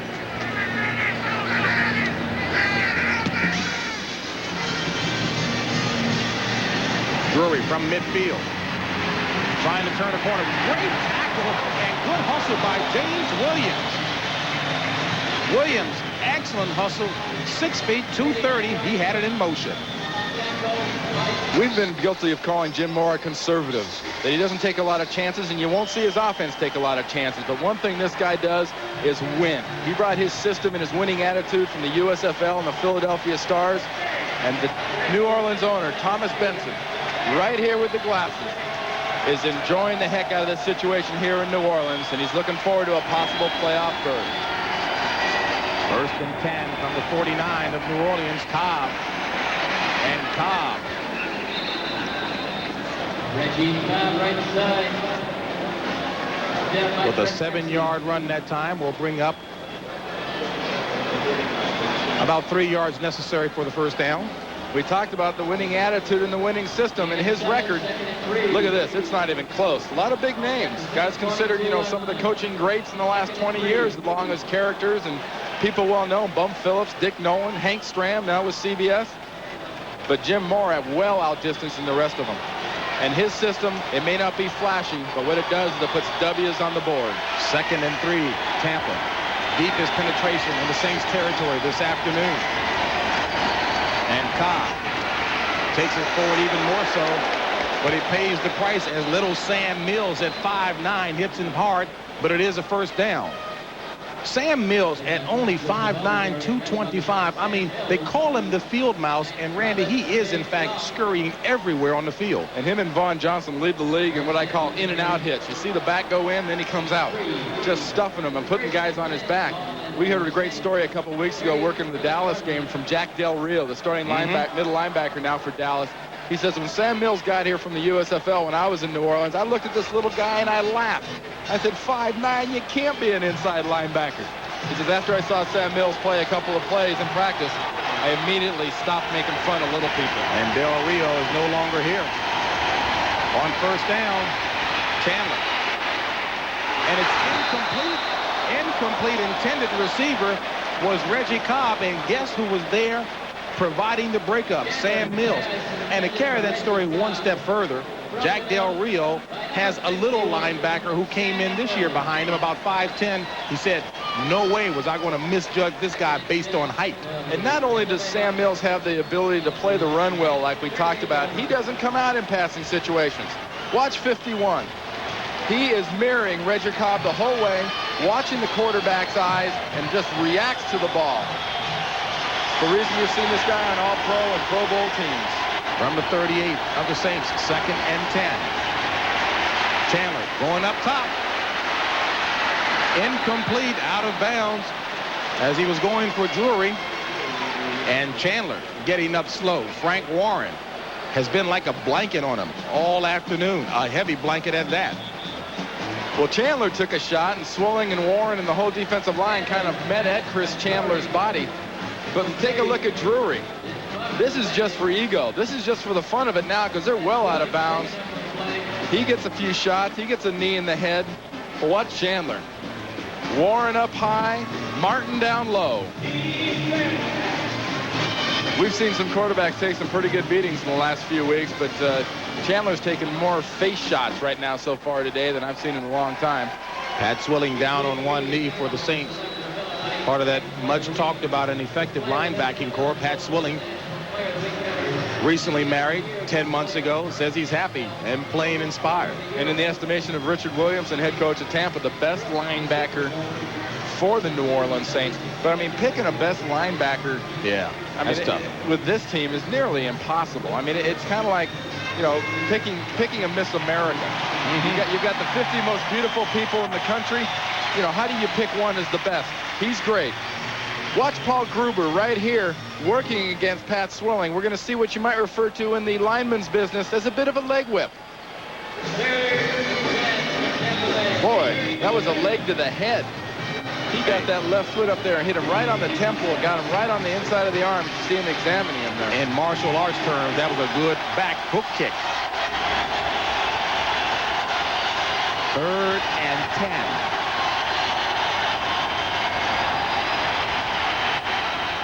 Complete to Drury for the first down.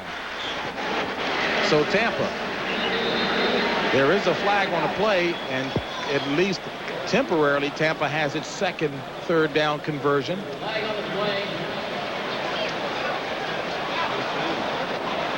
And it goes against the Saints. 5-yard face mask, number 27 on the defense, first down. And that's the rookie out of Memphis State, Reginald Jones.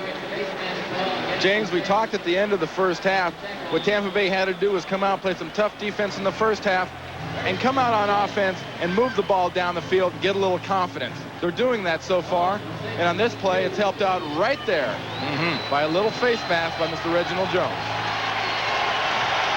6:03 left in the 3rd. 1st and 10. Tampa at the 22 of New Orleans. Chandler complete inside the 10 to Lawrence Dawsey. And Randy, there have not been many teams that have gotten this deep on New Orleans all season long. Not many. I mean, these guys take it personal once you get past that emblem at the 50-yard line. It's been an area of real futility for most offenses. One possession in the last 4 games. And a matter of fact, in talking to Chris Chandler as we near the goal line here, they had to go all the way back to preseason to get any goal line plays to find out what New Orleans looks like on goal line defense. Saints with the challenge. They have not allowed a rushing touchdown in 4 games. The New Orleans 12th man, the crowd is here. Touchdown, Tampa Bay, Robert Wilson. Touchdown pass to Robert Wilson on the 5-yard line. Touchdown, Tampa Bay. Great play action fake by Chris Chandler. Not only faked us out, faked the linebackers out, faked the defensive backs out, and had everybody grasping. Watch them react to the ball here. There's Wilson in motion. Everybody's going to the ball. By now they're hearing a mass uh-oh, because nobody took Wilson. That's a blow right there. Someone had him in coverage and dropped it. Steve Christie comes on for the point after. And it's good. So the Bucs finally on the scoreboard, trailing New Orleans 16-7. 9,000 here at the Superdome. A little quiet that time as Tampa marched down the field and picked up the score. A 5-yard pass from Chandler to Robert Wilson. Wilson getting his 2nd touchdown in as many games. Key plays, Chandler 3 of 5 for 33 yards on that drive, taking 3:12 off the clock. And Steve Christie will be kicking off for the Bucs. And Atkins from the 7.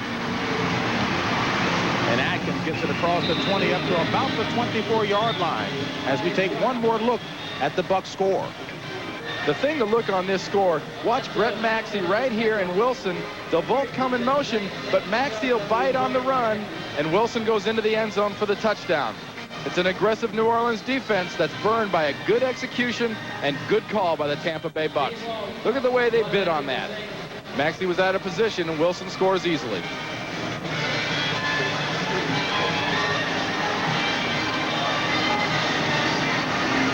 4:56 left in the 3rd period of play.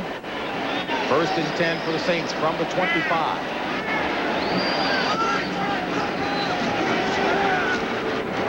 Walsh with time. Incomplete. Intended receiver was Hobie Brenner. And don't forget, this is doubleheader day here on CBS coming up after this game. Many of you will see the surprising Detroit Lions, who are 5-1 and in sole possession of first place in NFC Central, taking on the slumping San Francisco 49ers. Others will see Atlanta at Phoenix or the battle for the bragging rights in Los Angeles between the Rams and the Raiders. That's all coming up right after this game. And in that early game, that Detroit-San Francisco, the Niners lost last week to Atlanta because the Red Guns stretched the Niners offense. If they thought they were stretched by Atlanta, wait till they see Barry Sanders in the Detroit offense. Finnerty on 2nd down, trying to turn the corner. And Finnerty running hard up about a yard shy of the 1st down marker. A 9-yard run by Gil Finnerty up to the 34. Ricky Reynolds on the stop. Good blocking up front for this run, but watch at the last minute, you'll see Eric Martin, number 84, right there. Look at him blocking on Ricky Reynolds. That enables Finnerty to get the last 3 or 4 yards he got on that run. Great downfield blocking by Eric Martin. We'll bring up a 3rd and 1. And Richard Cooper comes in as an eligible receiver for the Saints, number 71. That puts 74 Haberdink at tackle. Finnerty in motion. And on the ground, Buford Jordan has enough for the 1st down from here.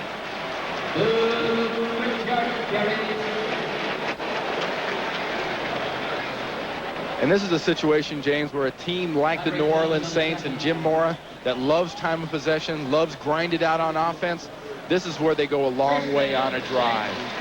where they eat up time on the clock. This can be a real demoralizer for a young, enthusiastic team like Tampa that's in this game. And if the defense can get their offense back the ball, I think they've got a chance of moving it on New Orleans. This is an opportunity for the New Orleans offense to take the Tampa Bay offense off the field.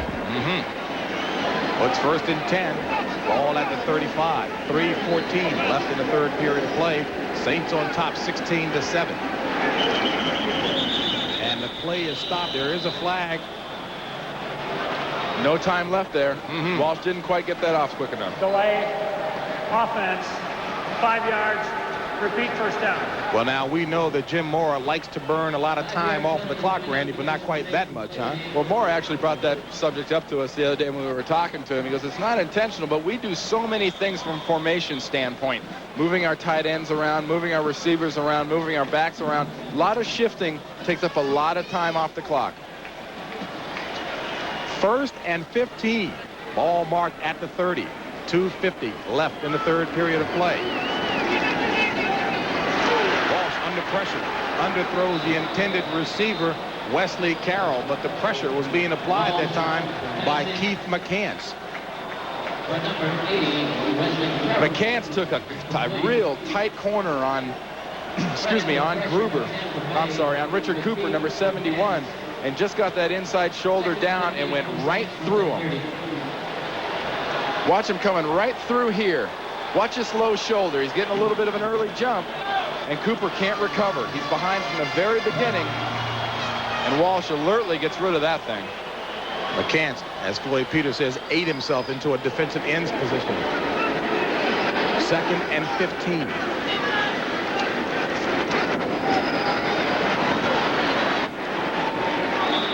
And on the ground for about 2 yards that time. So Hilliard running into a wall of white jerseys.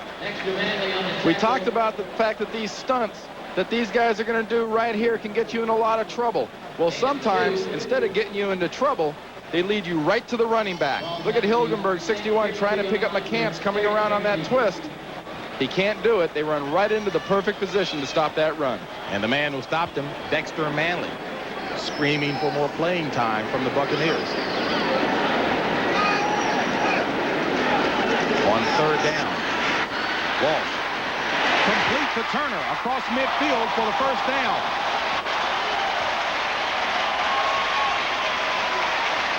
Ball will be marked at about the 46-yard line, a 22-yard pass play from Walsh to Turner, stopped by Marty Carter.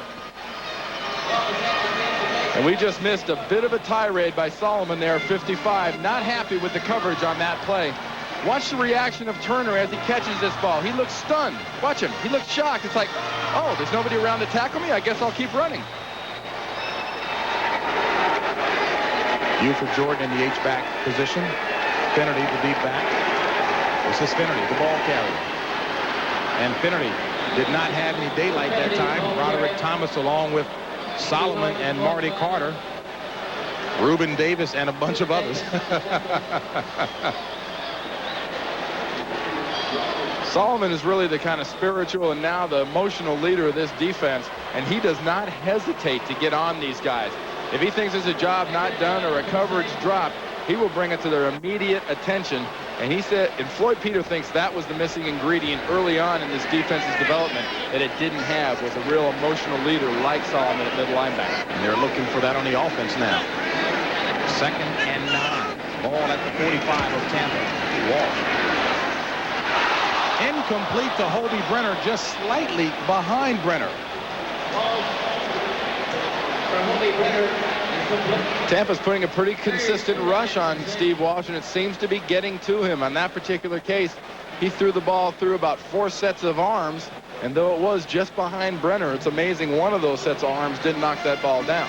And that's a good indication, that last passing play, of the absence of John Tice hurting the Saints, who of course is a good pass-catching tight end. Hobie Brenner is their blocker. John Tice is their receiver. And with Tice down a little bit for a few more weeks yet, it's really hurting this offense. 3rd and 9. Saints with 4 wideouts.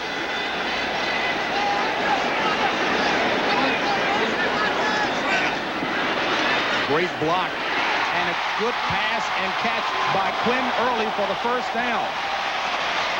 Boy, Steve Walsh got a key block in the backfield that helped him to deliver that 18-yard pass to Early. Well, it's a given these Tampa Bay Bucs are going to come after the quarterback, but so far, New Orleans has given Steve Walsh just enough time. And look at that catch. Another pass thrown slightly behind the receiver, but Quinn Early manages to adjust in mid-air and come back and grab that one just by the tips of his fingers. And that's the end of the third quarter with the score. We've got a ball game. Saints on top of the Bucs, 16-7.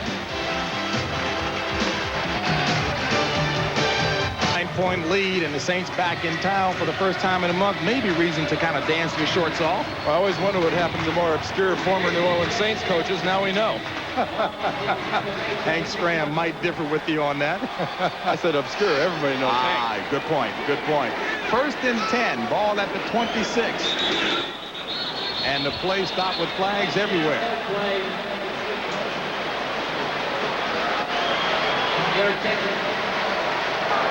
False start. Number 72 on the offense. Prior to the snap, it's still first down. That's Jim Dombrowski, the sixth-year player out of Virginia. And Randy, I guess capitalizing on the point that you made, New Orleans likes to take time off the clock. This drive here, over 5 minutes already. And that was a very un-New Orleans Saints Jim Morris type team mistake right there, to be going down towards the red zone and to back yourself up. That's something the Saints don't normally do. Let's see if Tampa could take advantage. Ball now on the 31, first and 15. This is Hilliard. And Hilliard stopped by Broderick Thomas after only a 3-yard gain. And Randy, I don't know if I'm trying to read too much into Hilliard's running style. Certainly he is playing this game with some very tender ribs. That might account for the tender running style. Well, if you've ever bruised ribs, you know how sore bruised ribs are? Well, he's got bruised cartilage, the cartilage in between the ribs. While the ribs don't move, cartilage expands and contracts when you breathe and when you get hit. So you have to hit a specific spot to hurt a bruised rib, but it hurts everywhere when you bruise the cartilage. As a matter of fact, he needed a lot of assistance last week just taking his jersey off. Second and 12. Walsh complete to Finnerty, and Finnerty upended at about the 23, a 5-yard pickup by Tony Covington. Tony Covington on the tackle. About 6 or 7 yards more to go for the first down. Look at those New England Patriots, 14-13 over Minnesota.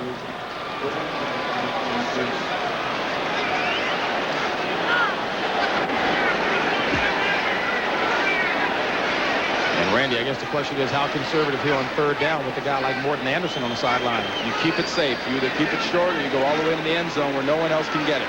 3rd and 5 going up top.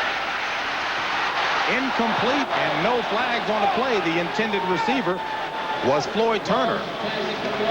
Well, this crowd and Floyd Turner might disagree. They think that was pass interference. But Floyd Turner, in adjusting to the ball, will run into the defensive back here. Watch. He's trying to adjust to the ball. And Covington had his eyes on the ball, too. Covington had looked at the ball the whole way, and it was the receiver that caused the contact.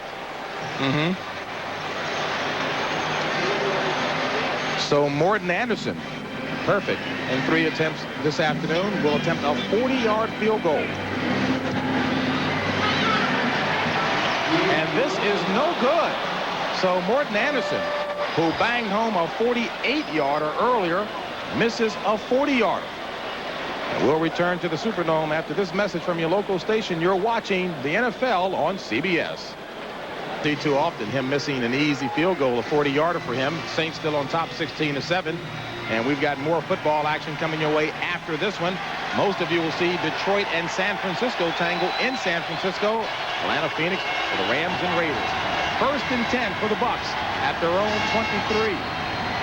Play action. Chandler under pressure, throws an interception to Troy Cook.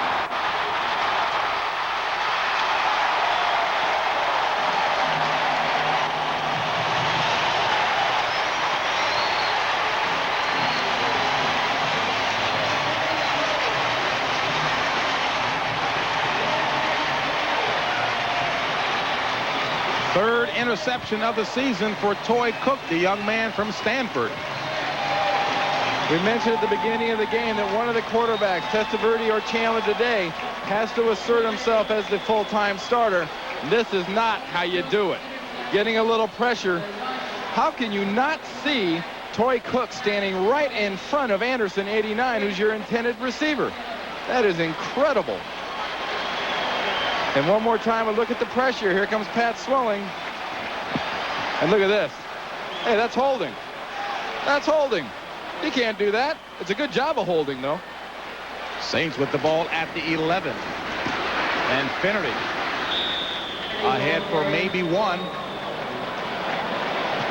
And you'll take a look at Toy Cook, former outfielder for the Cardinal, Stanford Cardinal. As a matter of fact, we asked him about the World Series. He says he likes the Braves. Well, look at him. He's on the sideline saying, well, the one guy was coming here from the left, the other guy was coming from the right, and I just saw the ball coming at me with nobody around, so I figured I'd catch it. And there's the man who threw it. You got your winners and you got your losers. And on that play, there's the loser, Chris Chandler. 2nd and 9. Ball at the 10. Finnerty, the lone back. And the ball carried. Flag on the play as Finnerty gets inside the 10 to about the 9. A yard pickup, but there is a flag on the play. That went down in prime holding territory. And it'll be against the Saints. Holding Saints. I guess if there was anything Morrow was most upset about, the number of penalties. Holding, number 70 on the offense, 10 yards, repeat second down. Chris Ports. Matter of fact, coming into the contest, Saints had 49 penalties, third most in the NFL. And big Port, number 70, here is going to be playing at right guard. Let's see what kind of a drastic infraction we've got working here. As he grabs and he wheels. Yep, that was holding. Got him with that right arm and used it to torque, and that umpire caught it. 2nd and 19 from the 20. 12:07 left in the game. Saints on top by 9. Walsh sidearms it to Hilliard. And Hilliard back to the 9. Finally tackled by Broderick Thomas. 11 yards regained on that play. Well, the fans might like that, but that was an extremely dangerous pass thrown out there by Steve Walsh. I mean, good athleticism. He was being pursued. He was going to be sacked, and he flips this out there. But Dalton Hilliard, look at him flipping this thing, doesn't bother to look where it's going to go. He figures he knows where it's going to go. But when Hilliard caught that out there in the flat, it could have gone either way. Very chancy. 3rd and 7. Ball at the 8. So a first down can be accomplished without scoring a TD. Complete for the touchdown, New Orleans.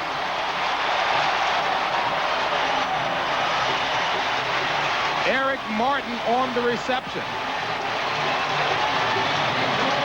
Tampa's arguing rather aggressively in the end zone. It was incomplete.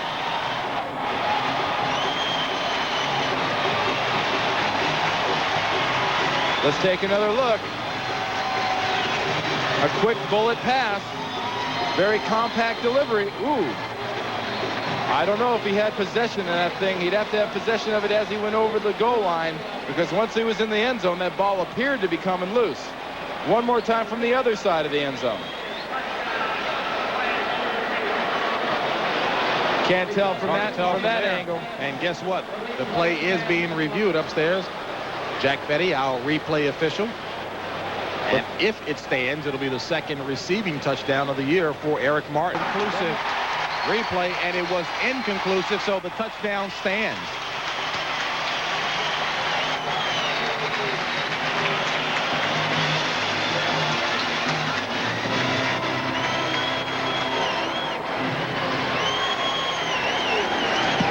And Morton Anderson makes it a 23-7 ball game with 11:11 remaining in the contest.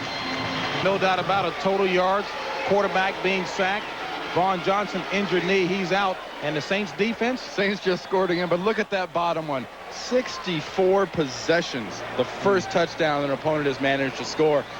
two things. A lot of credit to the New Orleans defense, but the Tampa offense, a lot of people weren't giving credit for being able to do that against a tough defense like this. While people won't confuse Tampa with Buffalo or New York or Washington, I mean, have they in fact started to earn a measure of respect in the nation's eye? I think so. I think this is the Tampa Bay offense. If they remember what they do best, that's throwing the ball and possibly using the passes to run, they can be very effective for the rest of this game and the rest of the year. And Anderson booting this one. And yet another touchback. Fourth touchback of the afternoon for Morton Anderson. And don't forget, after football in the afternoon, it'll be baseball in the evening. The Braves and the Twins go at it in game 2. Braves trailing by 1 game thanks to Greg Gagne knocking a home run in the 4th inning. Tom Glavine will get the nod for the Braves, and Kevin Tapani will be on the mound for the Twins. And it all gets started and preceded with Baseball 91. Pat O'Brien, Tom Lasorda, and Jim Cott at 8 o'clock Eastern Time tonight here on CBS. 1st and 10, Chandler.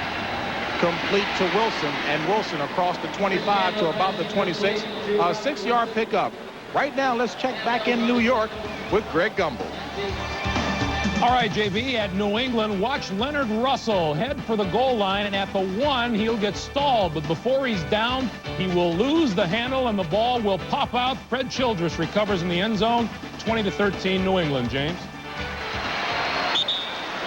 All right, Greg, in New England, boy, playing some inspired ball under Dick McPherson back here. We've got a 23-7 ball game. Saints on top with 10:34 remaining. Along with Randy Cross, I'm James Brown. And Tampa trying to mount something. And I think what we just saw there with New England fumbling like they did is sort of the typical underdog problem.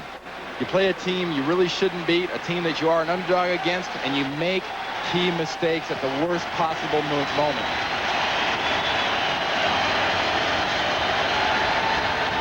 Tampa 2 of 8 third down conversions, and this one is incomplete, so make it 2 of 9.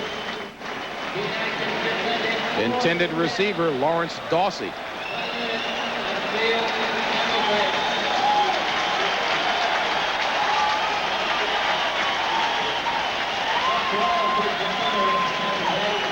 Mark Royals a busy man this afternoon. This will be his 6th punt.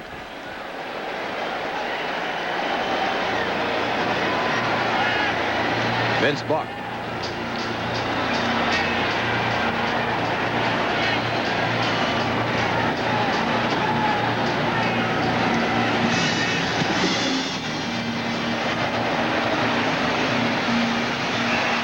And not the kick that Mark Royals wanted.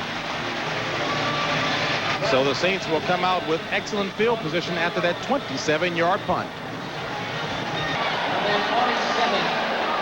Back inside of the dome, sold out. Along with Randy Cross, I'm James Brown. Saints on top 23-7, 10:21 left in the game. 1st and 10 for the Saints from their own 47.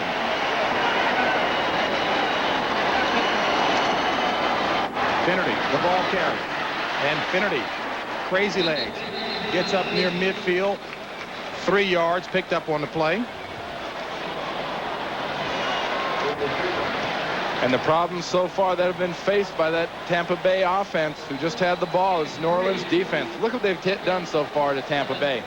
And that has put in the Tampa Bay defense under constant pressure today. They've done a very good job of holding up to it.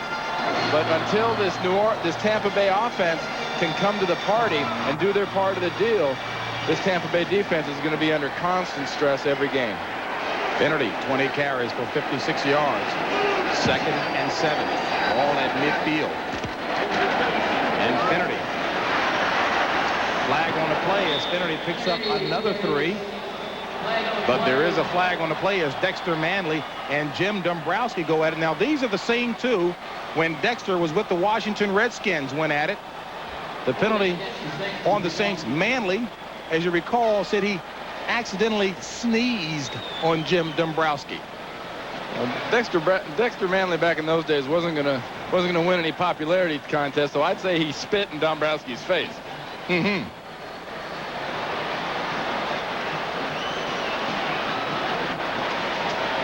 Well, Manley said he was going to have a conversation with the coaching staff about the fact he wanted more playing time. Obviously an excellent pass rusher. The staff would like to see a bit better run defending.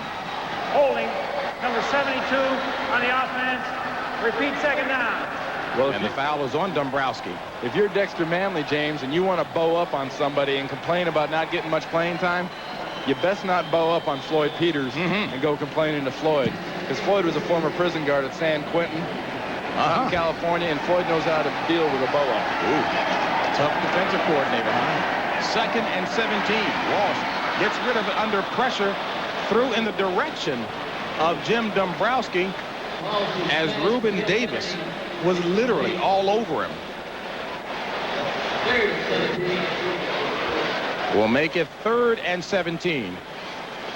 Well, as you mentioned before, one of the reasons Dexter Manley is not playing is because of the play of Ray Seals. And let's take a look here, working against Brock. Ooh, Brock could have gotten called for a little holding on that one his own self. Dexter seems to have reacquired some of that snap and that pull in his pass rush. From the 40 on 3rd and 17. Dumps it off to Hilliard, and Hilliard hit but still on his feet. Finally roped down by Tony Covington. And a loss that time on a play. Well, if you start talking a lot of stuff and you start making life miserable for the offensive line, they got a way of dealing with it. You let the guy behind you that's going to help you out, your center, double team and help you out on a pass block, and just what Hilgenberg and Port did that time to Manley. Dexter looking fit. For all the fans in Washington who want to know how well he's doing. Barnhart. And Drury with the fair catch signal at about the 17-yard line. A 45-yard punt.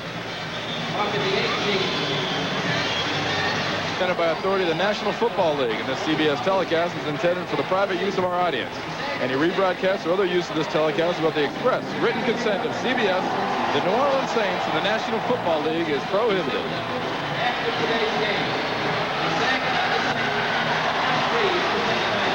The Bucks about to get started back at their own 18. 8:24 left in the game. Tampa Bay trailing by 16. And Tampa doesn't have the luxury of moving slowly down the field and eating up the clock. They must move it down in big chunks. On the ground, Wilson running off for a big chunk up near the 30. So Robert Wilson with a nice run for 11 yards and the first down. As you take a look at Mark Carrier, a Louisiana native who has enjoyed some big games against the Saints. 22 catches he's caught for 465 yards against the Saints. But today, Randy, none. 0. Zippo. Haven't seen anything so far from Carrier. And there's Wilson. And Wilson picks up 2 yards. Will bring up a 2nd and 8. Sam Mills on the tackle. Tampa Bay going to the no-huddle scenario here, trying to keep Jim Moore and the New Orleans Saints from substituting, get their situational people in. But New Orleans started in the nickel. They only have 2 defensive linemen, and they've got their pass rushers in Swilling and Jackson coming at them. Chandler under pressure, finally sacked by Jim. Make that Wayne Martin. So Martin, with his first sack of the game, 2.5 sacks on the season.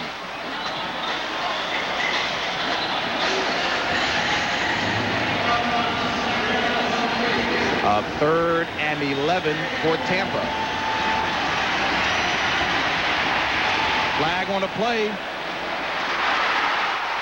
Is it complete? It's caught for the first down by Lawrence Dawsey, and Brett Maxey was right there with him. But there is a flag. Got a little holding Back in the offensive backfield, and it's going to go against Tampa.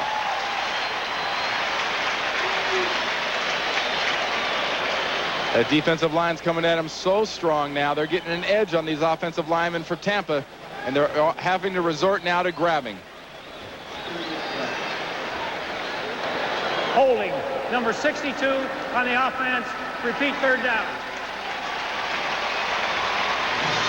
Ian Beckles, who was out for a while at right guard, had been replaced by Bruin, is back in there.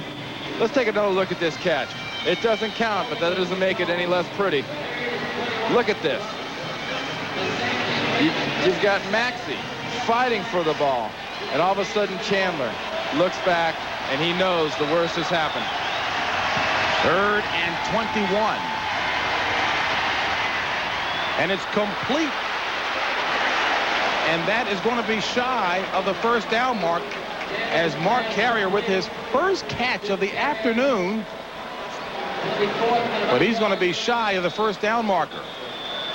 6:36 left in the game. And if he'd have caught that ball and gone straight upfield, he's got a first down. He'd elected to cut back and try to get extra yardage.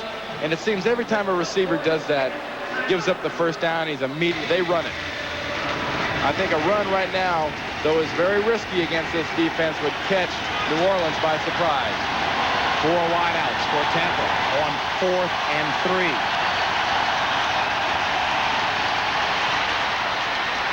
Is it caught? It's incomplete.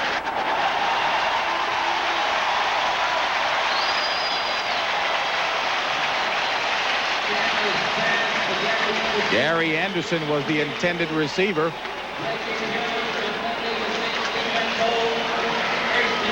Chandler took yet another shot as he was throwing that ball out. And Anderson just cannot get to this ball in time. We'll see a shot of Chandler getting hit right in the face. But watch this thing skip.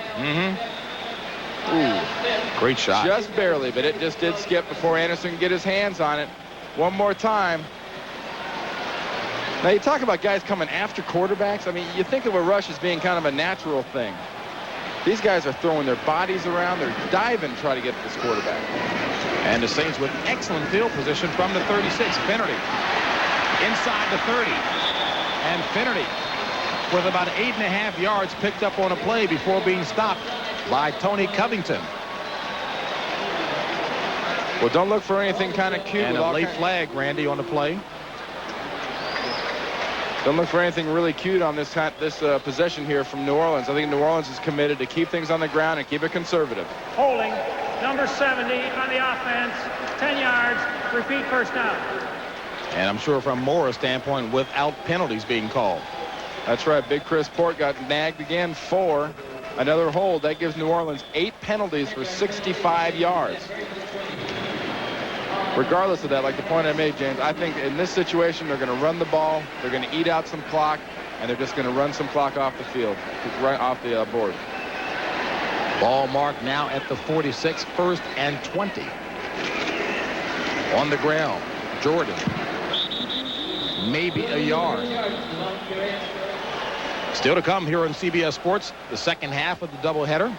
Detroit at San Francisco, Atlanta at Phoenix, LA Rams at Raiders. I guess as we look at Atlanta and Phoenix, what Atlanta squad might you expect to show up today? Well, it's one of the things we discussed with Jim Mora on Friday about teams playing where they play at their level. Right now, New Orleans is playing at about 90%. Next week against Chicago in their big game, they're going to have to spike up to about 100. Atlanta's a team that might play at 100 next week, but they might play at 40% the week after that, and then back up to 60, and back down to 30, and back up to 100. They're very unpredictable. Not what you want. 2nd and 19. Play action. Walsh being pursued by Manley. Gets rid of it to Buford Jordan. And a loss of 5 on a play. The Saints, undefeated, sitting atop the NFC West, 3 games ahead of Atlanta and the Rams, and San Francisco at 2-4. And Randy, your old squad, you were pretty blunt in talking about the problems with San Francisco. Well, a lot of it has to do in San Francisco with attitude and leadership. You know, they've got the attitude here in New Orleans. They've got the leadership. They've got strong defensive players, and they got some stand-up offensive players. That's what you need to be a winning team. 3rd and 24. 4 wideouts. Walsh out of the shotgun. Roderick Thomas pressuring. And Walsh had to get rid of it early as he looked to try and find Wesley Carroll, but had Roderick Thomas breathing down his neck. So Tommy Barnhart will come on to punt. Well, Randy, I was asking you about San Francisco. What about the prospect of stopping Barry Sanders with the Lions now more committed to the running game than in previous years? Well, people think that offense has completely changed at Detroit. They only added one tight end and a blocking style back. It's still a spread out the field, throw it to your wide receivers. Pete is still a very good throwing quarterback, but that extra added dimension of Barry Sanders almost makes the field feel like a Canadian field. It's like there's an extra 5 to 10 yards on that thing that when another back is out there, you don't have. And he is a divine runner, Barry Sanders, in more ways than one. So Tampa will take over from the 15, a 35-yard punt by Tommy Barnhart. Tonight on CBS begin with 4:16 remaining. Tampa with the ball on 1st and 10. Chandler finds Terry Anthony, and Anthony has the first down. Terry Anthony brought up again. Bruce Hill out with an injured knee. Lawrence Dawsey moves into the starter spot, and Terry Anthony was brought up and activated.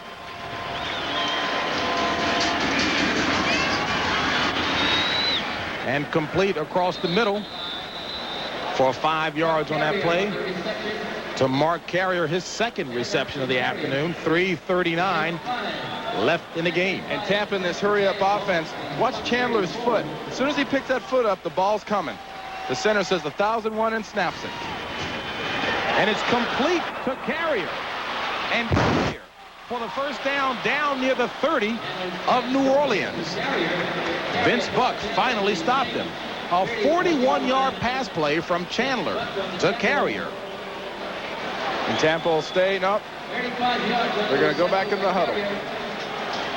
One more time, Chris Chandler. He's taken a beating, but it hasn't affected his poise so far. He's standing in there and still firing away. Carrier was wide open. Toy Cook badly trailing him on that play.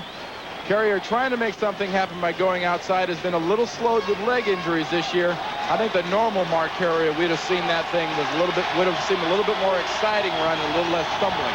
Carrier goes out for a breather, replaced by Anderson, who split wide to the left. And incomplete, nearly picked off as Brett Maxey was looking at that ball. Intended receiver, Lawrence Dawsey. Well, for those who may have been talking about the Saints having not earned the respect that everyone here feels they should, Chicago certainly will be a major test. Chicago's a major test, and I think also that Jeff Fisher-led defense in Los Angeles will be a test for this offense to test their patience. They've got plenty of challenges coming up down the road. Jim Mora realizes this. He winces when you mention his 6-0, maybe 7-0 record now. He says it's overplayed. It's too early to get that excited. 2nd and 10. Complete to Drury, and Drury 1 yard shy of the first down marker, down to the 22. Well, Chandler's got people in his face. He's got people hitting him in the back, and he completed that pass with a defensive lineman hanging around his ankles. Last year, it would have been, in the grass. The quarterback was down. It was a sack. Not this year. And here's what the Buccaneers have to look forward to. Green Bay, they played them earlier, lost to them by 2. Played Minnesota earlier, lost to them by 1. So you got to think Tampa Bay has got some upswing left in their schedule so far this year. 3rd and 1. Wilson, first down to about the 17. Well, Randy, Tampa hasn't really been blown out in any game this year with the exception of the Lions, 31-3. Other than that, they've been in every ball game. 16-13 to the Jets, 21-20 to the Bears, by 2 to the Packers.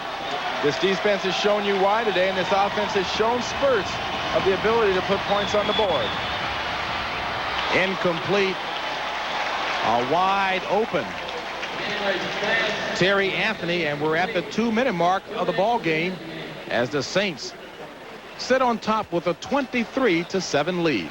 Gibson, upon hearing about the Saints being banged up offensively in the backfield, he said, hey, there's nothing wrong with that defense, and he's right. And Jim Mora certainly pleased to see his defense rise to the challenge again. Today's contest produced by Bob Monsbach, directed by Kathy Barreto. NFL Today produced by Eric Mann, directed by Duke Struck. The senior producer of CBS Sports is Ed Gorin, and the executive producer is Ted Shaker. 2nd and 10. Ball at the 17 of the Saints. Chandler loses the handle, picks it back up. Broken play. Throwing in the end zone, it's incomplete, underthrown. The intended receiver was Terry Anthony. That play there looked like something you draw up in the sandlot and just sort of decide to run them to your friends in the street. Run around the car, go over by the carport, and I'll throw it to you. Look around the league here. New England opening up a 10-point lead with 3 minutes to go. Wow. Seattle-Pittsburgh 27-7. Dave Craig having a big day. 25-30 of 31 for 266 and 2 touchdowns.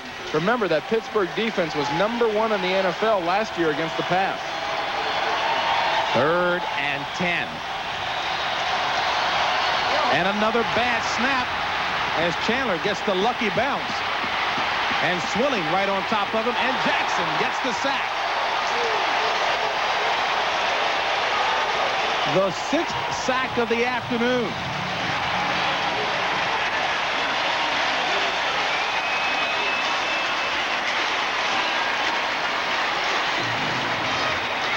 If Chandler was a boxer, they'd call this a TKO. He's been hit time and time and time again. And a lot of the hits, he's a victim of his own lack of protection and mistakes by his teammates. Well, Jackson may not be thinking about it while he's on the field, as you made the point, Randy, but going into each contest, he's well aware this is his last year on the contract.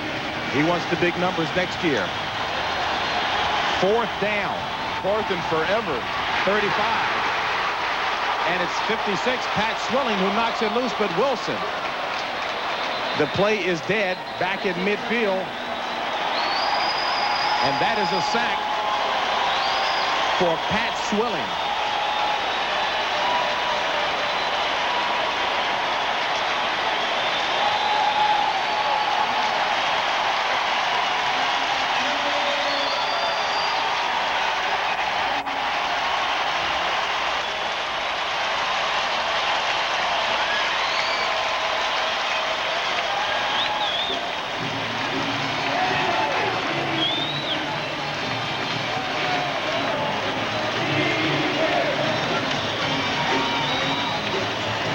And almost from a humanitarian standpoint, you got to hope that's the last shot Chris Chandler has to take today, because he got smacked again by Pat Swilling. I guess they knew something here in New Orleans with those signs printed up already, 7-0. As New Orleans keeps the ball on the ground. Don't forget, coming up next, the second half of our doubleheader, it'll be Detroit at San Francisco. The Falcons playing at Phoenix. Joe Bugle's Cardinals. And for bragging rights in Los Angeles, the Rams and the Raiders.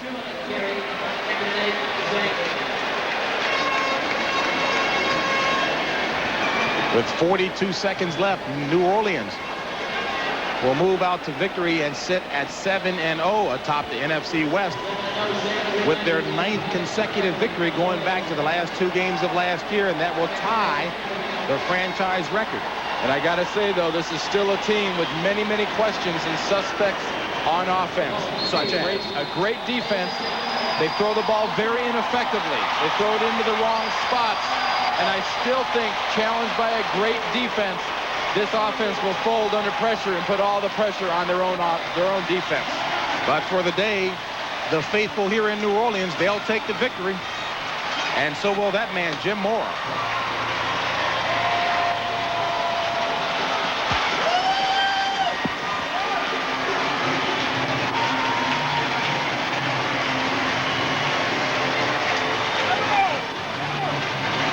So for Randy Cross, I'm James Brown saying so long from the Louisiana Superdome, where the final score, New Orleans 23, Tampa Bay 7. Stay tuned for Game 2 of our NFL doubleheader, where most of you will see the Lions and 49ers.